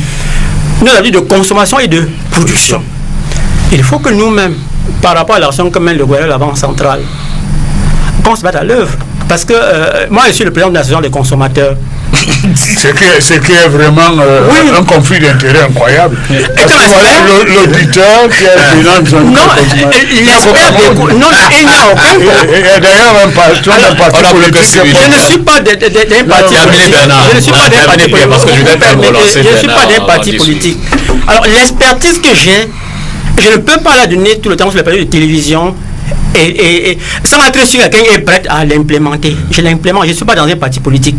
Mais bien au RDPC, on prend tout ce qui est bon. Je suis président de l'association de consommateurs et d'ici je dis, les entreprises qui souffrent vous n'allez pas toujours continuer à souffrir. Nous, les consommateurs qui souffrent, nous n'allons pas toujours continuer à laisser les bras croisés pour attendre que le gouvernement de la Banque centrale mène ce combat seul. Nous avons les moyens de droit et de fait pour l'accompagner. Le 24 de ce mois de juillet, à l'hôtel Lumière, à partir de 9h, je vous invite tous. On commence à mettre le cadre sur place pour voir ce qu'on peut faire pour accompagner le gouverneur dans le combat qu'on a arrêté. On va passer au mot de la fin. J'ai Bernard Wandi avec une question pour le mot de la fin. Pourquoi il n'est pas d'accord? J'avais dit pourquoi je ne suis pas. C'est sur le mot de la fin. Non. Bon, laissez-moi introduire Bernard Wandi parce qu'on a... Non, c'est très important ce qu'il dit. Il y a quelques années, Bernard, vous êtes au courant, tu étais dans la banque. La BEAC a perdu de l'argent en faisant un mauvais placement. En jouant justement sur les actions. Ça n'a peut-être aucune conséquence. Et vous voulez les accompagner aujourd'hui contre qui? C'est un travail à la BEAC. Pas contre la BEAC. Je ne travaille pas. On a moins de 5 minutes. Les 2,8 milliards, les habitudes de consommation et de production, il faut que nous-mêmes on prenne des initiatives pour nous les corriger. Donc, alors, on dit qu'il y a l'arrêté de devise, il y a des mesures qui ont été prises. Vous allez développer un majeur. Je voudrais prendre 30 secondes. Vous allez prendre 30 secondes, mais j'aimerais que vous répondiez à ma question après les 30 secondes. Oui. Alors, je veux dire à quel terme va-t-on ressentir l'effet des mesures? Je veux dire que est-ce que d'ici 6 mois on aura les devises sur le marché? Est-ce que mais il y a les devises, mais qu'est-ce que... L'effet des mesures dans tous les cas qui ont été prises. Au mois de décembre l'année passée, j'ai eu la chance de croiser dans une réunion familiale le numéro 2 ou numéro 3 du gouvernement de la BEAC. Quand on m'a présenté, il dit « Ah, c'est M. Wandi, heureux de vous rencontrer, c'est celui qui nous attaque souvent dans les médias. » Et comme il avait lu ce qu'il avait dit, il me dit non, la situation s'est améliorée. Maintenant, notre stock de devises, ça couvre tant de mois d'importation, le montant de devises est arrivé à temps, etc. Donc ce n'est pas comme en 1993 ou 1994 qui avait nécessité une évaluation. Donc la situation s'est vraiment améliorée. Alors je suis surpris que donc 8 mois plus tard, ils viennent en mission à Douala, n'est-ce pas, pour essayer de calmer la situation et nous présenter une réglementation des charges. Pourquoi même d'abord une réglementation des charges? On nous a imposé le franc CFA, parité fixe, n'est-ce pas? Et dit que nous sommes rattachés à l'euro, donc nous sommes dans la zone euro. Donc il faut prendre la réglementation des charges qui est là-bas à Francfort et venir appliquer ici. On n'est pas des citoyens de seconde zone dans la zone euro. Si on est des citoyens de seconde zone, bon, qui nous libère, n'est-ce pas? Pourquoi on doit concocter une réglementation des charges, n'est-ce pas, pour les Noirs? Donc, quand nous amène la réglementation des charges qui est là-bas en Europe entre les pays de la zone euro, et je sais qu'il n'y en a pas parce que c'est des charges libres. Quand on contrôle les charges là-bas, maintenant c'est contre le terrorisme, le blanchiment de l'argent. En un mot, le mot de la fin.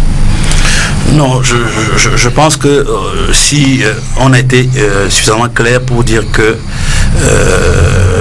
il n'y a pas véritablement de problème de devise, soit ce qui a été fait aujourd'hui, c'est ce qui devait être fait. Merci. Donc nous pensons que il y aura certainement, parce que si vous constatez aujourd'hui, le système, il est même plus souple. Et les effets que nous avons, les résultats nous disent que il y a eu plus, sur la même période que l'année dernière, plus de devises. Donc tout porte à croire que il ne faut pas apeurer les Camerounais ou les hommes de la CEMAC. Et il faut justement apeurer les populations pour dire levez-vous, changez vos habitudes de consommation, consommez ce qui est produit localement, produisez ce que vous devez consommer et exporter. Et puis, prenez votre système bancaire en main et veillez que quand vous exportez, que les recettes d'exportation soient rapatriées. Encore faudra-t-il le rapport qualité-prix. Hervé, moi je crois que le temps est venu que la banque fasse son métier de régulateur, mais ce métier de régulateur ne doit pas être en contradiction avec le besoin de financement de l'économie.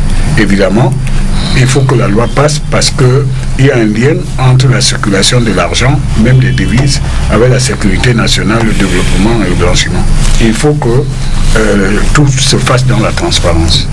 Mato Bazing, Hervé Manuel Com, Bernard Wandi, Pierre Noukam, vraiment merci beaucoup. Merci également à Christian Ebeke qui était du côté de Bruxelles et qui a donné son expertise ce soir. Merci à vous, chers amis. J'espère qu'on a dépouillé complètement et définitivement cette question. Maintenant, on va observer les indices économiques pour voir si la problématique est évacuée et que finalement on consommera davantage camerounais, CEMAC, pour que les devises se portent mieux. Bonsoir. Jeudi, entretien avec Maître Agbo Bala, vous le savez. C'est un avocat qui défend un certain nombre de causes et jeudi, on en parlera très certainement dans le cadre d'entretien à partir de 21h. Bonsoir.